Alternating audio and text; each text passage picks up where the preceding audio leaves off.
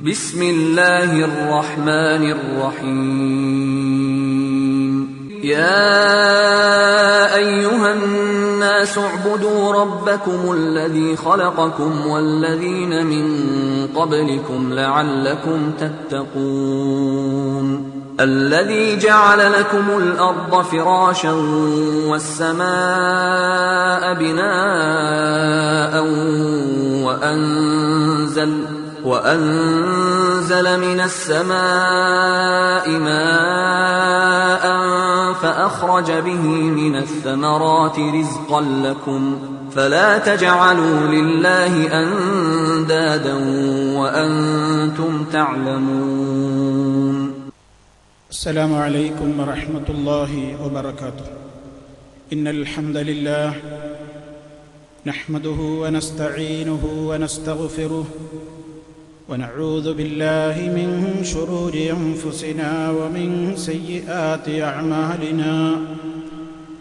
من يهده الله فلا مضل له ومن يضلل فلا هادي له.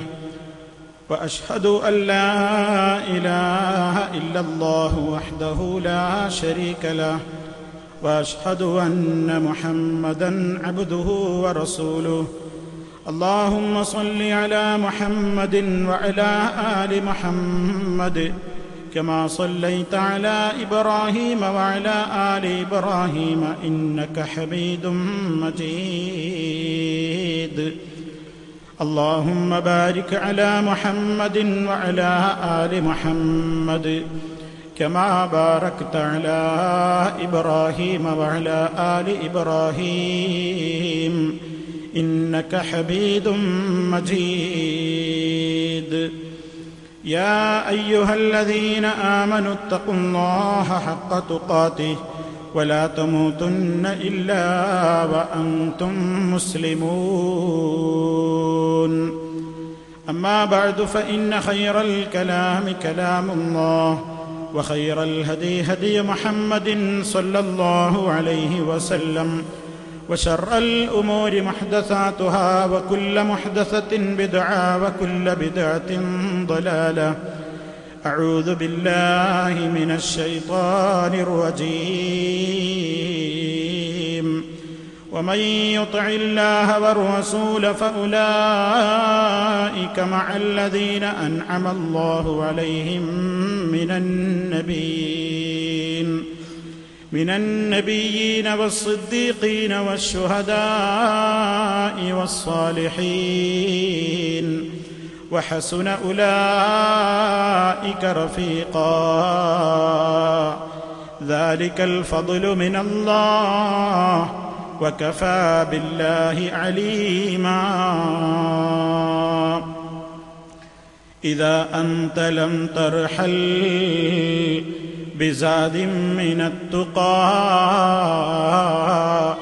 ولاقيت بعد الموت من قد تزودا ندمت على أن لا تكون بمثله وأنك لم ترصد كما كان أرصدا. അള്ളാഹുവിൻ്റെ മഹത്തായ അനുഗ്രഹം കൊണ്ട് ഈ വലമ്പൂരിൽ സംഘടിപ്പിക്കപ്പെട്ടിട്ടുള്ള ഈ മഹത്തായ വിജ്ഞാന സദസ്സിൻ്റെ വേദിയിലിരിക്കുന്ന സഹപ്രവർത്തകരെ, പണ്ഡിതന്മാരെ, നേതാക്കളെ, ഇവിടെ എൻ്റെ ശബ്ദം ശ്രവിച്ചുകൊണ്ടിരിക്കുന്ന എൻ്റെ പ്രിയപ്പെട്ട സഹോദരി സഹോദരന്മാരെ, സുഹൃത്തുക്കളെ, അല്ലാഹു റബ്ബുൽ ആലമീൻ നമ്മുടെ വിലയേറിയ നിമിഷങ്ങളെയും സമയങ്ങളെയും അവന് ഇഷ്ടപ്പെടുന്ന കാര്യങ്ങളിലേക്ക് മാത്രം വിനിയോഗിച്ചുകൊണ്ട് അവൻ്റെ അടുക്കൽ സ്വർഗം ലഭ്യമായി തീരുന്ന നല്ലവരുടെ കൂട്ടത്തിൽ നമ്മെ ഓരോരുത്തരെയും ഉൾപ്പെടുത്തി അനുഗ്രഹിക്കുമാറാകട്ടെ. ചെറുതും വലുതുമായ സർവ ദോഷങ്ങളും ഈ മഹത്തായ വേദി വിട്ട് പിരിയുന്നതിൻ്റെ മുമ്പ് തന്നെ നമുക്കെല്ലാം പുറത്തു തരികയും നമ്മയെല്ലാം അവൻ ശുദ്ധീകരിച്ച് അനുഗ്രഹിക്കുകയും ചെയ്യുമാറാകട്ടെ. സഹോദരങ്ങളെ, ഇതാണ് ഇസ്ലാം എന്ന ഒരു പ്രധാനപ്പെട്ട വിഷയവുമായി ബന്ധപ്പെട്ടുകൊണ്ടുള്ള ഏതാനും ചില കാര്യങ്ങളാണ് നിങ്ങളുടെ ശ്രദ്ധയിൽപ്പെടുത്താൻ ഉദ്ദേശിക്കുന്നത്. അല്ലാഹു റബ്ബുൽ ആലമീൻ തൗഫീഖ് ചെയ്യുമാറാകട്ടെ. സഹോദരങ്ങളെ, ആമുഖമില്ലാതെ എൻ്റെ വിഷയത്തിലേക്ക് പ്രവേശിക്കുകയാണ്. ലോക സമൂഹത്തിന് വെളിച്ചം പകർന്ന മതമാണ് അല്ലാഹുവിൻ്റെ മതമായ ദീനുൽ ഇസ്ലാം. ഈ ലോകത്തേക്ക് മനുഷ്യവാസം ആരംഭിച്ചത് നമ്മുടെയെല്ലാം മാതാപിതാക്കളായ ആദം അലൈഹിസ്സലാമും ഹവ്വാ റളിയല്ലാഹു അൻഹയും ഈ ഭൂമിയിൽ വാസം തുടങ്ങിയ കാലഘട്ടം മുതൽക്കാണ് എന്ന് ഇസ്ലാമിന്റെ പ്രാഥമിക പാഠങ്ങളെങ്കിലും അറിയുന്ന ഒരാളോടും വിശദീകരിക്കേണ്ടതില്ല.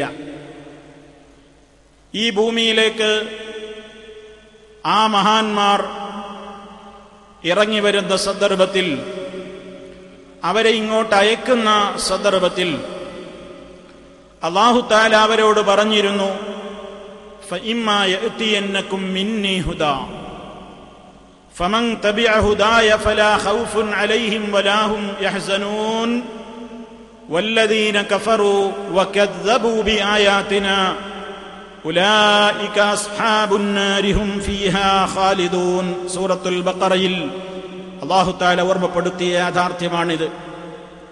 ഭൂമിയിലേക്ക് ഇറങ്ങുന്ന അവരോട്, ആദിമ മനുഷ്യനോട്, ആദിമ സ്ത്രീയോട് അല്ലാഹു തആല പറഞ്ഞത്, നിങ്ങൾക്ക് എന്നിൽ നിന്ന് മാർഗദർശനം വന്നുകൊണ്ടിരിക്കും എന്നാണ്. എന്നിൽ നിന്ന് ലഭിച്ചുകൊണ്ടിരിക്കുന്ന മാർഗദർശനങ്ങളെ ആര് പിൻപറ്റുന്നുവോ അവർക്ക് ഭയപ്പെടേണ്ടി വരില്ല, അവർ ദുഃഖിക്കുകയില്ല എന്നും തുടർന്നുകൊണ്ട് അല്ലാഹു അറിയിക്കുകയുണ്ടായി. അതേ അവസരത്തിൽ എന്റെ മാർഗദർശനങ്ങൾ ലഭ്യമായതിന്റെ ശേഷവും അതിനെ നിഷേധിക്കുകയും അവിശ്വസിക്കുകയും ചെയ്യുന്നവർ ആരൊക്കെയുണ്ടോ അവരെല്ലാം നരകവാസികളായിരിക്കും, അവർ അതിൽ നിത്യവാസികളുമായിരിക്കും എന്ന് അല്ലാഹു തആല ഓർമ്മപ്പെടുത്തി.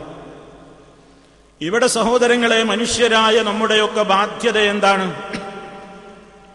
അല്ലാഹുവിങ്കൽ നിന്ന് സന്മാർഗം ലഭിച്ചുകൊണ്ടിരിക്കുമെന്നാണല്ലോ അല്ലാഹു പറഞ്ഞിട്ടുള്ളത്. അതിന് അല്ലാഹുവിന് ചില രീതികളുണ്ട്. അല്ലാഹു അവന്റെ മനുഷ്യരിൽ നിന്ന് അവൻ ചില റസൂലുകളെ, പ്രവാചകന്മാരെ തെരഞ്ഞെടുക്കുന്നു. അവർക്കവൻ വഹയി നൽകുന്നു. അതുപോലെ തന്നെ അവർക്ക് ദൈവികമായ നിയമങ്ങൾ അടങ്ങുന്ന വേദഗ്രന്ഥങ്ങൾ നൽകുന്നു. ആ നിലക്ക് പ്രവാചകന്മാരിലൂടെ, വേദഗ്രന്ഥങ്ങളിലൂടെ നിങ്ങൾക്ക് എന്നിൽ നിന്നുള്ള മാർഗദർശനങ്ങൾ വന്നുകൊണ്ടിരിക്കും. ഞാനായിരിക്കും ഹിദായത്തിന്റെ മാർഗദർശനങ്ങളുടെ കാര്യങ്ങൾ എന്താണെന്ന് പഠിപ്പിക്കാനുള്ള ഉറവിടം ഞാനാണ്. എന്നിൽ നിന്നാണ് വരിക. എന്നിൽ നിന്ന് വരുന്നതേ സ്വീകരിക്കാവൂ. അതിനെ പിൻപറ്റുന്നവർക്കാണ് രക്ഷ, അതിനെ നിഷേധിക്കുന്നവർക്കാണ് ശിക്ഷ. നാം സാധാരണ പറയാറുണ്ട്, ഇസ്ലാമിന്റെ അടിസ്ഥാനപരമായ കാര്യങ്ങളെ നമ്മൾ മൂന്നായി പലപ്പോഴും വിഭജിച്ച് പറയാറുണ്ട്. ഒന്ന്, ഏകനായ അല്ലാഹുവിന്റെ ഏകത്വത്തെ അംഗീകരിക്കുന്ന തൗഹീദാണ്. മറ്റൊന്ന്, ആ തൗഹീദ് ഈ ലോകത്തിന്റെ മുമ്പിൽ പരിചയപ്പെടുത്താൻ വന്ന മഹത്തുക്കളായ പ്രവാചകന്മാരുടെ റിസാലത്താണ്. ആ പ്രവാചകന്മാരെ അംഗീകരിക്കാത്തവർക്ക്, അവരെ പഠിപ്പിച്ച കാര്യങ്ങളോട് യോജിപ്പില്ലാത്തവർക്ക് മുസ്ലിമായി ജീവിക്കാനാവില്ല.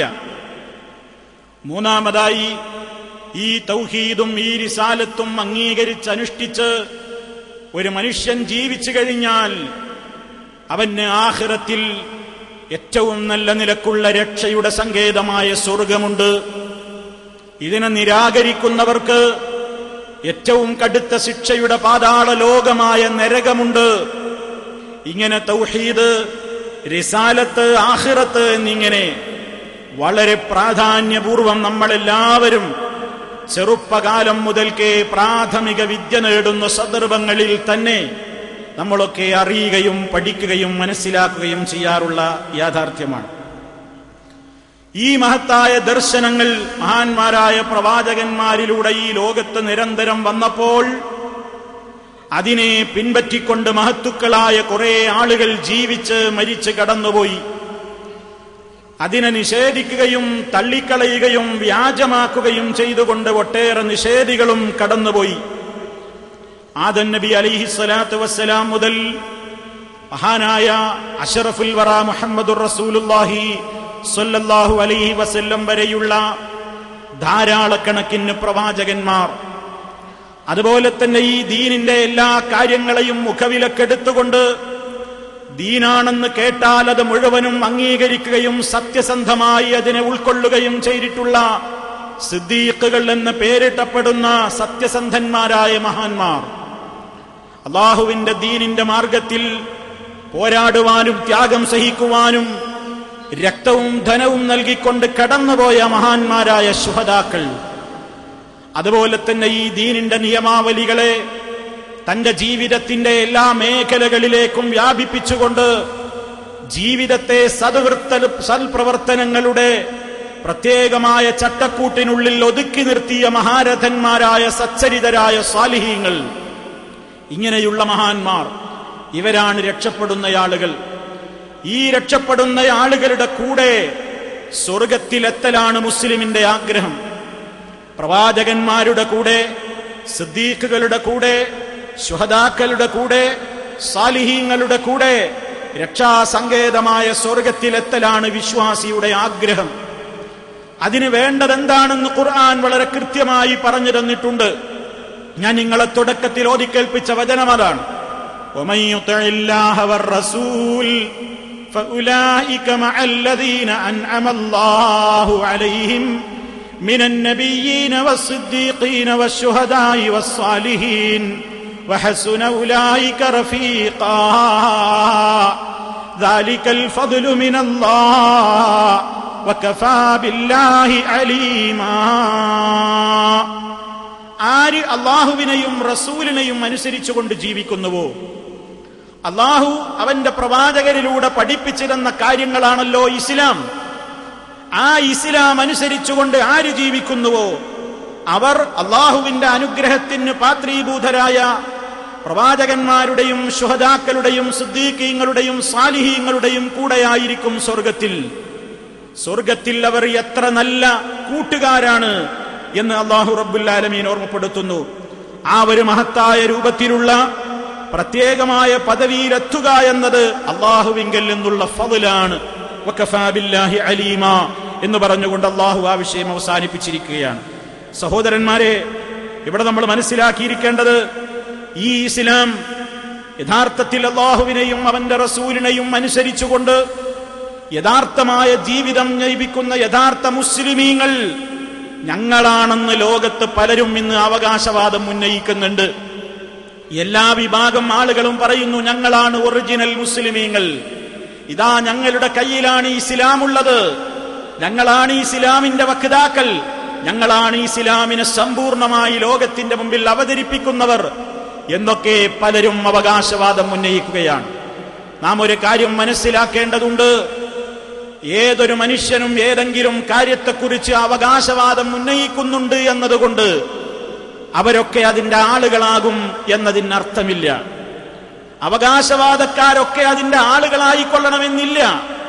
അങ്ങനെ ആയിത്തീരുകയാണെങ്കിൽ യഹൂദികളായിരിക്കും സ്വർഗത്തിൽ കയറുന്ന കക്ഷി, നസറാനികളായിരിക്കും സ്വർഗത്തിലെത്തുന്ന കക്ഷി. കാരണം അവരൊക്കെ ഞങ്ങളാണ് സത്യത്തിന്റെ വക്താക്കൾ എന്ന് അവകാശവാദം ഉന്നയിച്ചവരാണ്. യഹൂദികളും നസറാനികളും ഒരുപോലെ പറഞ്ഞു. യഹൂദികൾ പറഞ്ഞു, നസറാനികളും പറഞ്ഞു. എന്താ പറഞ്ഞത്? ലൻ യദ്ഖുലൽ ജന്ന ഇല്ലാ മൻ കാന ഹൂദൻ ഔ നസാറാ തിൽക അമാനിയുഹും ഖുൽ ഹാതു ബുർഹാനകും ഇൻ കുൻതും സാദിഖീൻ. യഹൂദികളുടെയും നസ്രാനികളുടെയും അവകാശവാദം എന്തായിരുന്നു? ലൈ യദ്ഖുലൽ ജന്ന, സ്വർഗത്തിൽ പ്രവേശിക്കുന്നതേയല്ല, ഇല്ലാ മൻ കാന ഹൂദൻ ഔ നസാറ, യഹൂദിയോ നസ്രാനിയോ ആയാലല്ലാതെ സ്വർഗത്തിൽ പ്രവേശിക്കുന്നതല്ല എന്നാണ് യഹൂദിയും അവകാശപ്പെട്ടത്, നസ്രാനിയും അവകാശപ്പെട്ടത്. പരിശുദ്ധ ഖുർആൻ അതിനെപ്പറ്റി പറഞ്ഞു, അതവരുടെ വ്യാമോഹം മാത്രമാണ്, അതവരുടെ വെറും പൂതി മാത്രമാണ്. കൊണ്ടുവാടോ, തെളിവുകളുണ്ടെങ്കിൽ കൊണ്ടുവാ. നിങ്ങളാണ് സ്വർഗത്തിന്റെ ആളുകളെങ്കിൽ, നിങ്ങൾ സത്യസന്ധരാണെങ്കിൽ കൊണ്ടുവരൂ പ്രമാണങ്ങൾ, നിങ്ങളുടെ കൈകളിലുണ്ടെങ്കിൽ എന്ന് പരിശുദ്ധ ഖുർആൻ റബ്ബുൽ ആലമീൻ അവരെ വെല്ലുവിളിക്കുകയാണ് ചെയ്തത്. അതുപോലെ തന്നെ യഹൂദികൾ അവകാശപ്പെട്ടു, നഹ്നു അബ്നാഉല്ലാഹി വഹിബ്ബാഉഹു, ഞങ്ങൾ അല്ലാഹുവിന്റെ ആൺമക്കളാണ്, ഞങ്ങൾ അല്ലാഹുവിന്റെ പുത്രന്മാരാണ്, അവന്റെ സ്നേഹജനങ്ങളാണ്, അവന്റെ ഏറ്റവും ഇഷ്ടക്കാരാണ്. ഞങ്ങൾ നരകത്തിയിൽ പ്രവേശിക്കുകയില്ല. ഇനി അഥവാ ഞങ്ങളെ നരകത്തിൽ സ്പർശിക്കുകയാണെങ്കിൽ തന്നെ ലൻ തമസ്സനന്നാർ ഇല്ലാ അയ്യാമം മഅദൂദാ, എണ്ണപ്പെട്ട ചില ദിവസങ്ങളല്ലാതെ ഞങ്ങളെ നരകത്തിൽ സ്പർശിക്കുകയില്ല. ഒരല്പ ദിവസങ്ങളൊക്കെ ഞങ്ങളെ നരകത്തിൽ സ്പർശിച്ചുവെന്ന് വരാം, എന്നാൽ ഉടനെ തന്നെ ഞങ്ങളെ അങ്ങ് സ്വർഗത്തിലേക്ക് കടത്തിക്കളയും. ഇങ്ങനെ സ്വർഗത്തിന്റെ കക്ഷികൾ ഞങ്ങളാണ്, നരകം ഞങ്ങളെ സ്പർശിക്കുന്നതേ അല്ല, ഇനി സ്പർശിക്കുകയാണെങ്കിൽ തന്നെ അല്പസമയങ്ങളിലേക്ക് മാത്രമായിരിക്കും എന്നെല്ലാം അവകാശവാദം ഉന്നയിച്ച യഹൂദി, ആ അവകാശവാദം പറഞ്ഞ നസറാനി സ്വർഗക്കാരനാകുമോ, രക്ഷയുടെ വിഭാഗമാകുമോ? ഒരിക്കലും അല്ല. കേവലം കള്ള അവകാശവാദങ്ങളായിരുന്നു അവരുടേത്. നബി സല്ലല്ലാഹു അലൈഹി വസല്ലം വരുന്ന കാലഘട്ടത്തിൽ അറബ് നാട്ടിലുണ്ടായിരുന്ന അറേബ്യൻ മുശ്രിക്കുകൾ, കാഫിറുകൾ പരിശുദ്ധ കഅബാലയത്തിന്റെ അകത്ത് പോലും നൂറുകണക്കിന് വിഗ്രഹങ്ങളെയും പ്രതിമകളെയും പ്രതിഷ്ഠിച്ച് പൂജകൾ നടത്തി, ആരാധനകൾ നടത്തി, ബലികൾ കൊടുത്ത് പ്രത്യേകമായ നിലക്കുള്ള ആരാധനാശീലങ്ങൾ നടപ്പിലാക്കിക്കൊണ്ടിരുന്ന അറേബ്യൻ ജനത ഇബ്രാഹിം നബി അലൈഹിസ്സലാമിന്റെയും ഇസ്മായിൽ നബി അലൈഹിസ്സലാമിന്റേതും അടക്കമുള്ള വിഗ്രഹങ്ങൾ പരിശുദ്ധ കഅബക്കകത്ത് നാട്ടിവെച്ച അതേ മുശ്രിക്കുകൾ നബി സല്ലല്ലാഹു അലൈഹി വസല്ലമിന്റെ മുഖത്ത് നോക്കിയിട്ട് അവകാശവാദം പറഞ്ഞു. എന്താ അവരവകാശപ്പെട്ടത്? ഞങ്ങളാണ് ഇബ്രാഹിമി സരണിയുടെ ആളുകൾ, ഞങ്ങളാണ് യഥാർത്ഥത്തിൽ ഇബ്രാഹിമിനെ സ്നേഹിക്കുന്നവർ, ഞങ്ങളാണ് യഥാർത്ഥത്തിൽ ഇബ്രാഹിമി മാർഗത്തിന്റെ പിന്തുടർച്ചക്കാർ എന്ന അവകാശവാദം ഉന്നയിച്ചപ്പോൾ പരിശുദ്ധ ഖുർആൻ അവർക്ക് ശക്തമായ മറുപടി നൽകുകയാണ് ചെയ്തത്. നിങ്ങൾക്കതിന് യോഗ്യതയില്ല. കാരണം എന്താ? ആ ഏതൊരു വിഭാഗത്തെ അവർ അവകാശവാദം ഉന്നയിക്കുന്നുവോ ആ ഇബ്രാഹിം അലൈഹിസ്സലാമിന്റെ പാതയിൽ എന്നവർ ബഹുദൂരം അകലെയാണ്, ഇസ്മായിൽ അലൈഹിസ്സലാമിന്റെ പാതയിൽ എന്നവർ ബഹുദൂരം അകലെയാണ്. പിന്നെ നിങ്ങൾക്കെങ്ങനെ ഈ അവകാശവാദം ഉന്നയിക്കാൻ നിവൃത്തിയുണ്ട്, നിങ്ങൾക്ക് സാധ്യമാകും എന്ന് ഖുർആൻ വളരെ വ്യക്തമായ നിലയ്ക്ക് തന്നെ അവരോട് ചോദിക്കുകയുണ്ടായി. ഇവിടെ നമ്മൾ മനസ്സിലാക്കേണ്ടത്, ഇന്നുമുണ്ട് അവകാശവാദത്തിന്റെ ആളുകൾ. യഥാർത്ഥത്തിൽ മുസ്ലിമായി ജീവിക്കണമെങ്കിൽ നമ്മുടെ മുമ്പിലുള്ള മാർഗം എന്താണ്? ഒരു കൈയിൽ ഖുർആൻ എടുത്ത് മറുകൈയിൽ സുന്നത്തും എടുത്ത് ഖുർആൻ മാത്രം നോക്കിയിട്ട്, അതല്ലെങ്കിൽ മറ്റേതെങ്കിലും കാര്യങ്ങൾ ഹദീസിൽ എന്താണ് അവനവന് കണ്ടതെങ്കിൽ അത് മാത്രം നോക്കിയിട്ട് ഇസ്ലാമിനെ മനസ്സിലാക്കലാണോ? ഈ പരിശുദ്ധമായ ഗ്രന്ഥം, നബി സല്ലല്ലാഹു അലൈഹി വസല്ലമിന്റെ ചര്യകൾ, ഇതൊക്കെ നമുക്ക് കിട്ടിയ ഒരു താവഴിയുണ്ട്. പരിശുദ്ധ ഖുർആൻ ആദ്യം ഓതിക്കേട്ട ഒരു സമൂഹമുണ്ടായിരുന്നു. നബി സല്ലല്ലാഹു അലൈഹി വസല്ലമിന്റെ ഹദീസുകൾ ആദ്യമായി കേട്ട ഒരു സമൂഹമുണ്ടായിരുന്നു. ആ സമൂഹമാണ് സ്വഹാബത്ത് എന്ന് പറയുന്നത്. ആ സ്വഹാബത്താണ് ഇസ്ലാമിന്റെ ആദ്യകാല സമൂഹം എന്ന് പറയുന്നത്. നബി സല്ലല്ലാഹു അലൈഹി വസല്ലം പറഞ്ഞല്ലോ, ഒരുപാട് കക്ഷികളും ഉപകക്ഷികളും വകുപ്പുകളും ഉപവകുപ്പുകളുമൊക്കെയായി മുസ്ലിമീങ്ങൾ പരസ്പരം അങ്ങോട്ടും ഇങ്ങോട്ടും കക്ഷികൾ തിരിയുമ്പോൾ എല്ലാ കക്ഷികളും നരകത്തിയിലേക്കാണ് പോകുന്നത്, ഒരു കക്ഷി ഒഴികെ എന്ന് പറയുകയും ആ കക്ഷിയുടെ ഗുണത്തെ പറ്റി നബി തങ്ങൾ തന്നെ വിശദീകരിക്കുന്നത്, മാ അന അലൈഹിൽ യൗമ വസ്വഹാബി, ഞാനും എന്റെ സ്വഹാബിമാരും ഇന്ന് നിലകൊണ്ടിട്ടുള്ള വിശ്വാസ ആദർശ കാര്യങ്ങളിൽ ഞാനും സ്വഹാബത്തും നിലകൊണ്ട യഥാർത്ഥമായ പാതയിൽ ആരാണോ നിലകൊള്ളുന്നതെങ്കിൽ അതാണ് ഇസ്ലാം. അതാണ് യഥാർത്ഥത്തിലുള്ള രക്ഷാവിഭാഗത്തിന്റെ ഏറ്റവും വലിയ മാനദണ്ഡം. രക്ഷപ്പെടുന്ന കക്ഷികളൊക്കെയും നബിതങ്ങളെ മുഴുവനായും അംഗീകരിക്കും, സഹാബത്തിനെ മുഴുവനായും അവർ ബഹുമാനിക്കും, ആദരിക്കും. രക്ഷപ്പെടുന്ന കക്ഷികളുടെ പ്രധാനപ്പെട്ട ഗുണമാ പറയുന്നത്, അവർ നബി സല്ലല്ലാഹു അലൈഹി വസല്ലമിനെ എല്ലാ നിലക്കും അവർ ബഹുമാനിക്കുന്നു, ആദരിക്കുന്നു. രക്ഷപ്പെട്ട വിഭാഗത്തിനുള്ള ഏറ്റവും വലിയ ഗുണം, അവർ നബി സല്ലല്ലാഹു അലൈഹി വസല്ലമിനെ, ആ നബി സല്ലല്ലാഹു അലൈഹി വസല്ലം പഠിപ്പിച്ച എല്ലാ കാര്യങ്ങളെയും ഒന്നിനെപ്പോലും പരിഹസിക്കുകയോ ചോദ്യം ചെയ്യുകയോ നിഷേധിക്കുകയോ ചെയ്യാതെ പരിപൂർണമായും അവർ ഉൾക്കൊള്ളും.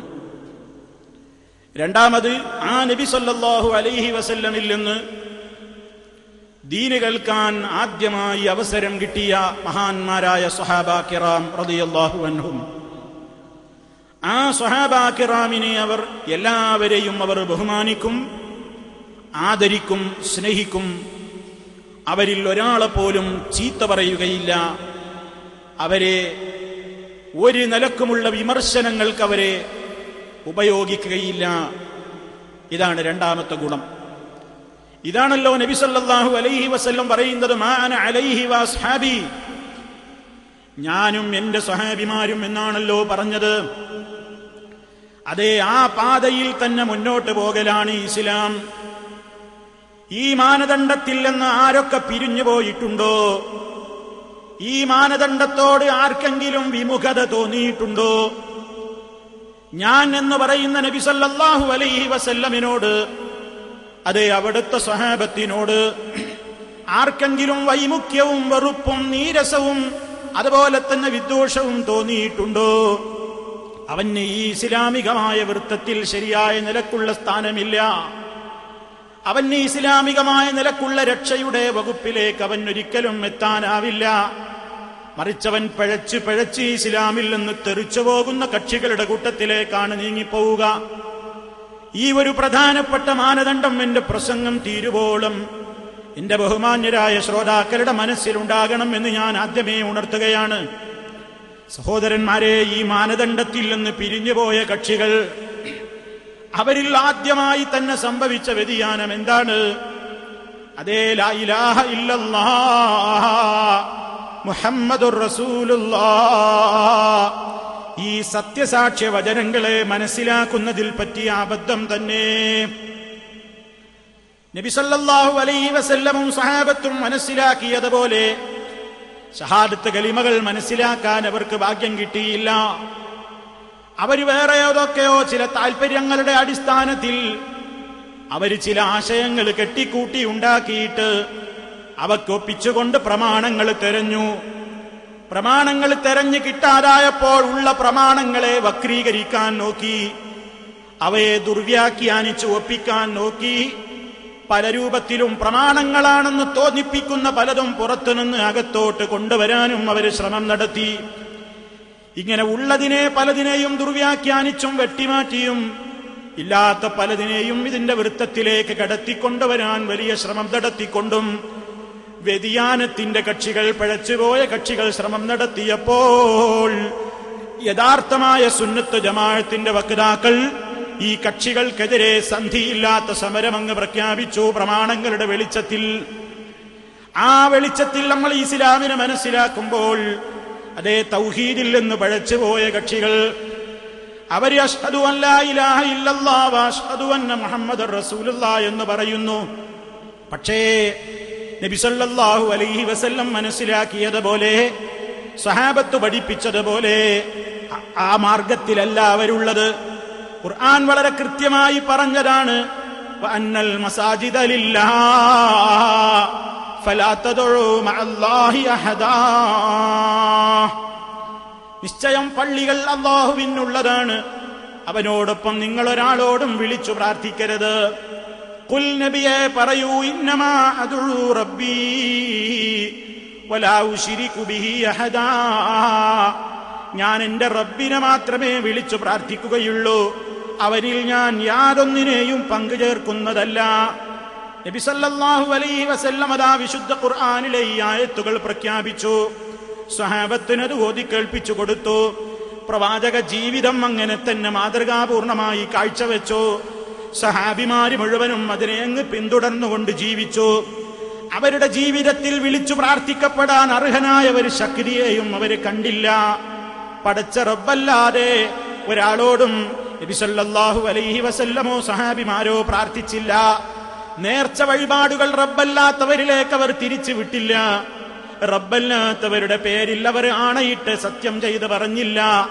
റബ്ബിന് വേണ്ടിയല്ലാതെ അവർ ബലിയർപ്പണങ്ങൾ നടത്തിയില്ല. റബ്ബിന് വേണ്ടിയല്ലാതെ അവർ സുജൂദ് ചെയ്തില്ല. റബ്ബിന്റെ വിശുദ്ധമായ ഭവനത്തിന്റെ ചുറ്റുമല്ലാതെ അവർ തവാഫ് നടത്തിയില്ല. ഇസ്ലാമിന്റെ എല്ലാ കാര്യങ്ങളും അവർ കൃത്യമായി തന്നെ ഖുർആൻ ഓതിക്കൊണ്ട് സമൂഹത്തോട് പറഞ്ഞു. റബ്ബിനെ മാത്രമേ വിളിച്ചു പ്രാർത്ഥിക്കാൻ പാടുള്ളൂ. എന്താണ് കാരണം? അത് ലോകത്തുള്ള എല്ലാ മനുഷ്യരോടും പറഞ്ഞ യാഥാർത്ഥ്യമാണ്. എല്ലാവർക്കും ഈ പറയാൻ പോകുന്ന കാര്യങ്ങൾ മനസ്സിലാക്കാനും കഴിയും. അല്ലാഹുല്ലദീ ജഅല ലക്കുമുൽ അർള ഖറാറാ വസ്സമാഅ ബിനാആ. അല്ലാഹയാണ് നിങ്ങൾക്ക് ഭൂമിയെ നിവാസയോഗ്യമാക്കി തന്നത്. അല്ലാഹയാണ് നിങ്ങൾക്ക് ഭൂമിയെ നിവാസയോഗ്യമാക്കി തന്നത്. ആകാശത്തെ ഒരെടുപ്പെന്ന നിലക്ക് എടുത്തു തന്നത്. വസവ്വറക്കും ഫഅഹ്സന സുവറക്കും. നിങ്ങൾക്ക് രൂപം നൽകിയതും നിങ്ങളുടെ രൂപങ്ങളെ നന്നാക്കിയതും അവൻ മാത്രമാണ്. വറസഖക്കും മിനത് ത്വയ്യിബാത്ത്. നല്ല നല്ല വസ്തുക്കളിൽ നിങ്ങൾക്ക് വിഭവങ്ങളായി നൽകിയതും അവൻ മാത്രമാണ്. അതുകൊണ്ട് ദാലിക്കും അല്ലാഹ്, അവനത്രേ അല്ലാഹു. റബ്ബുക്കും, നിങ്ങളുടെ രക്ഷിതാവായ അല്ലാഹു അവനത്രേ. ഫതബാറകല്ലാഹു റബ്ബുൽ ആലമീൻ ഹുവൽ ഹയ്യു. അവനാണ് എന്നെന്നും ജീവിച്ചിരിക്കുന്നവൻ. ലാ ഇലാഹ ഇല്ലാഹു. അവനൊഴികവരാരാധ്യനേ ഇല്ല. ആയതിനാൽ ഫദ്ഉഹു മുഖ്ലിസീന ലഹുദ്ദീൻ. കീഴ്വണക്കത്തെ മുഴുവനും അവനിലേക്ക് നിഷ്കളങ്കമായി തിരിച്ചു വിട്ടുകൊണ്ട് നിങ്ങൾ അവനെ മാത്രം വിളിച്ചു പ്രാർത്ഥിക്കണേ. അൽഹംദുലില്ലാഹി റബ്ബിൽ ആലമീൻ. പടച്ച റബ്ബ് അത് കൃത്യമായി തന്നെ പറഞ്ഞു. സഹോദരങ്ങളെ, നമ്മളെപ്പോഴും കേൾക്കാറുള്ള യാഥാർത്ഥ്യമാണ്. ഈ ഭൂമിയെയും ആകാശത്തെയും പ്രപഞ്ചത്തെയും നമുക്ക് വേണ്ട എല്ലാ രൂപത്തിലും സംവിധാനിച്ച് സൃഷ്ടിച്ചു പരിപാലിച്ച് തന്നിട്ടുള്ളവൻ റബ്ബല്ലാതെ ആരുമില്ല എന്ന് ഇവിടുത്തെ മനുഷ്യരായി പിറന്നിട്ടുള്ള എല്ലാ ആളുകൾക്കും അറിയാവുന്ന യാഥാർത്ഥ്യമാണ്. ഒരു മതത്തിനും അക്കാര്യത്തിൽ തർക്കമില്ല. ആകാശഭൂമികളുടെയും മറ്റെല്ലാത്തിന്റെയും സൃഷ്ടിപ്പ് അവൻ മാത്രമാണ് നടത്തിയിട്ടുള്ളത്. അവനാണ് നിയന്ത്രിച്ചു കൊണ്ടിരിക്കുന്നത്. അവനാണ് എന്നെന്നും ജീവിച്ചിരിക്കുന്നവൻ. അതുകൊണ്ട് അവനോടല്ലാതെ വിളിച്ചു പ്രാർത്ഥിച്ചുകൂടാ. ഈ ഒരു കൃത്യമായ തൗഹീദിന്റെ സന്ദേശം, ലാ ഇലാഹ ഇല്ലല്ലാഹ് നബി തങ്ങൾ പഠിപ്പിച്ചു തന്ന സന്ദേശം, സഹാബിമാര് ഉൾക്കൊണ്ട സന്ദേശം, ആ സന്ദേശം അവർ ഉൾക്കൊണ്ട് നല്ല ഒരു കാലഘട്ടം കഴിഞ്ഞു പോയപ്പോൾ ഈ യഥാർത്ഥമായ പാതയിൽ നിന്ന് സമുദായം പിറകോട്ട് പോയി. ഞങ്ങളാണ് നബി തങ്ങളുടെ ആളുകളെന്നും ഞങ്ങളാണ് സ്വഹാബത്തിന്റെ പിന്തുടർച്ചക്കാരെന്നും അവകാശവാദം ഉന്നയിച്ചിരുന്ന കക്ഷികൾ തന്നെ നബി തങ്ങളോട് പ്രാർത്ഥിക്കാൻ തുടങ്ങി. നബി സല്ലല്ലാഹു അലൈഹി വസല്ലമിനെ സംബന്ധിച്ച് അവിടുന്ന് പഠിപ്പിക്കാത്തത് പ്രചരിപ്പിക്കാൻ തുടങ്ങി. എത്രത്തോളം എന്നാൽ റബ്ബിന്റെ വിശേഷണങ്ങൾ നബി സല്ലല്ലാഹു അലൈഹി വസല്ലമിൽ ചാർത്തിക്കൊടുത്തു. റബ്ബാണല്ലോ എല്ലായിടത്തും, അതേ എപ്പോഴും നമ്മെ കണ്ടുകൊണ്ടിരിക്കുന്നവൻ. അവനാണല്ലോ എല്ലാം കേൾക്കുന്നവൻ. അവനാണല്ലോ എല്ലാം അറിയുന്നവൻ. അവനാണല്ലോ എല്ലാവരെയും കണ്ടുകൊണ്ടിരിക്കുകയും കേട്ടുകൊണ്ടിരിക്കുകയും ചെയ്യുന്നവൻ. അതേ ഗുണവിശേഷങ്ങൾ നബി സല്ലല്ലാഹു അലൈഹി വസല്ലമിനുണ്ടെന്ന് വാദിച്ചു. പ്രവാചകൻ സല്ലല്ലാഹു അലൈഹി വസല്ലമ ഹാദിറാണ്, നാദിറാണ്. എന്താണ് ഹാദിർ എന്ന് പറഞ്ഞാൽ? നബി സല്ലല്ലാഹു അലൈഹി വസല്ലം എല്ലാവരുടെയും കൂടെയുണ്ട് പോലും. അള്ളാന്റെ റസൂല് നമ്മുടെ എല്ലാവരുടെയും കൂടെയുണ്ട് പോലും. നാം ചെയ്തുകൊണ്ടിരിക്കുന്ന സർവ്വ കാര്യങ്ങളും നബി സല്ലല്ലാഹു അലൈഹി വസല്ലമ കാണുന്നുണ്ട് പോലും, കേൾക്കുന്നുണ്ട് പോലും. എല്ലാത്തിനും അവിടുന്ന് സാക്ഷിയാണ് പോലും. അവിടുന്ന് എല്ലാ സ്ഥലത്തും ഹാദിറാണെന്ന് പറഞ്ഞാൽ അതാണ് അവർ വിവരിച്ചത്. ഇനി അവിടുന്ന് എല്ലാ കാര്യങ്ങളും കണ്ടുകൊണ്ടിരിക്കുകയാണ്, നോക്കിക്കൊണ്ടിരിക്കുകയാണ്. നാദിറാണ്. നബിതങ്ങൾ ഹാദിറുമാണ്, നാദിറുമാണ്. എല്ലാം കാണുകയും കേൾക്കുകയും ചെയ്തുകൊണ്ട് എല്ലാവരുടെയും കൂടെ നബി സല്ലല്ലാഹു അലൈഹി വസല്ലം ഉണ്ട് എന്ന ഏറ്റവും പഴച്ച വിശ്വാസത്തിലേക്ക് സുന്നത്ത് ജമാഅത്തിന്റെ പേരും പറഞ്ഞുകൊണ്ട് കുറെ ആളുകൾ സമൂഹത്തിൽ നിന്ന് ഒരു ഈ ഭാഗത്തെ അടർത്തി മാറ്റാൻ ശ്രമിച്ചു. അതിനൊരുപാട് അപകടങ്ങളുണ്ടായി. നബി സല്ലല്ലാഹു അലൈഹി വസല്ലമിനെ നിരന്തരമായി വിളിച്ചു പ്രാർത്ഥിച്ചട്ടഹസിച്ചുകൊണ്ടിരിക്കുന്ന സ്വലാത്ത് നഗറുകൾ ഉണ്ടായി. നബിയെ, അങ്ങ് ഞങ്ങളെ കാണുന്നില്ലേ?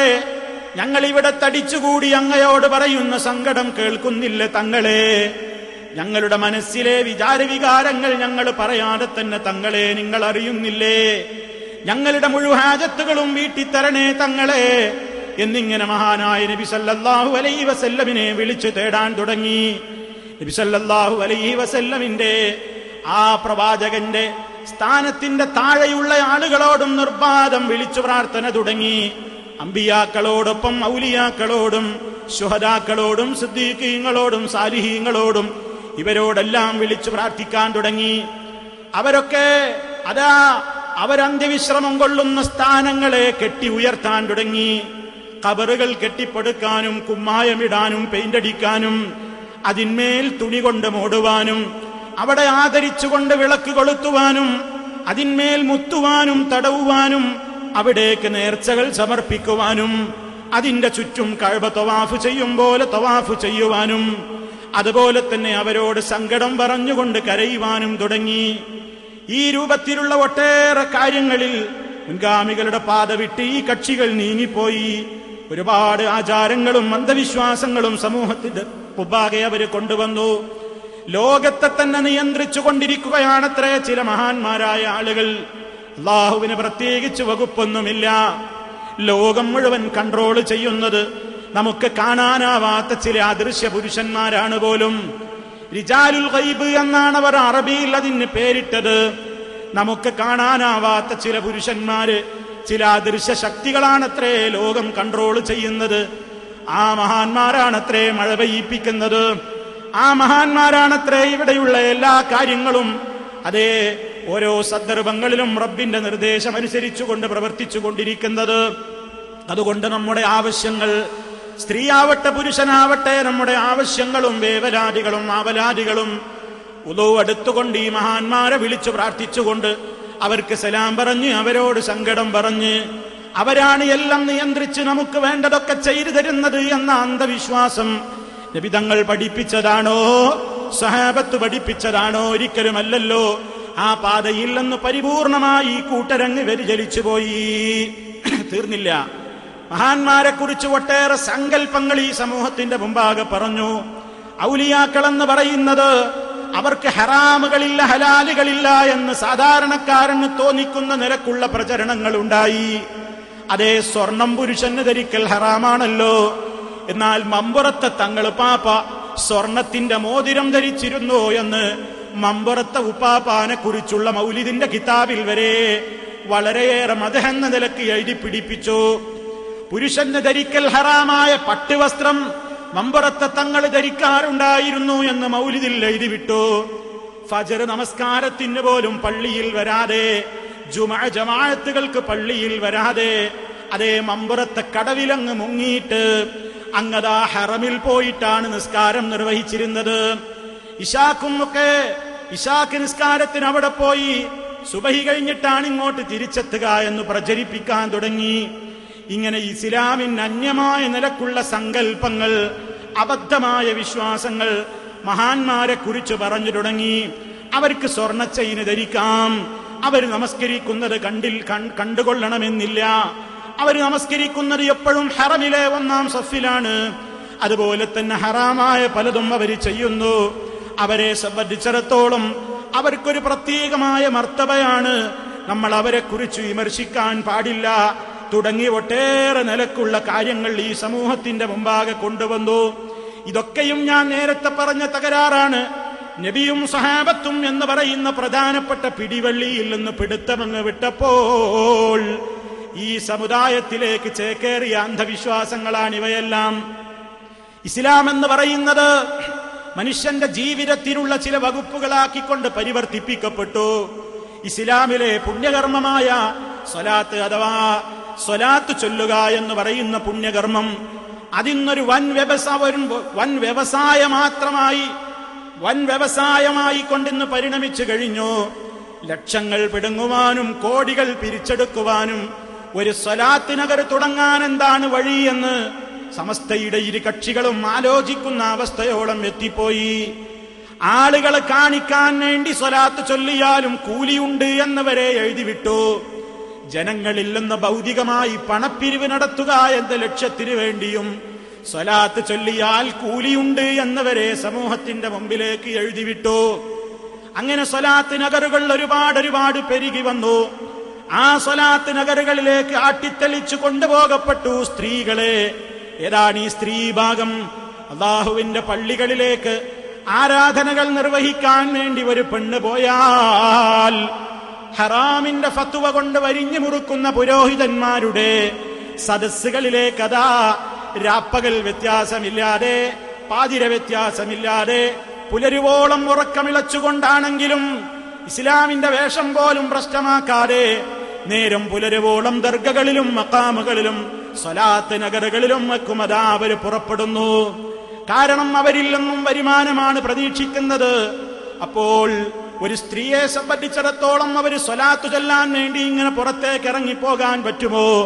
സമസ്തയുടെ ഇരു വിഭാഗത്തിനും അഭിപ്രായം ചോദിച്ചാൽ രണ്ടു വിഭാഗവും ഒരുപക്ഷെ ചിലപ്പോ ജനങ്ങളോട് പറയും, വീട്ടിൽ വെച്ച് ചെയ്യാവുന്ന ഒരു കാര്യത്തിനും പെണ്ണ് പുറത്തിറങ്ങിക്കൂടാ. അതുകൊണ്ട് സ്വലാത്ത് നഗറിലേക്ക് ഏത് ഗ്രൂപ്പുകാരുടെ സ്വലാത്ത് നഗറിലേക്കാണെങ്കിലും പോകാൻ പാടില്ല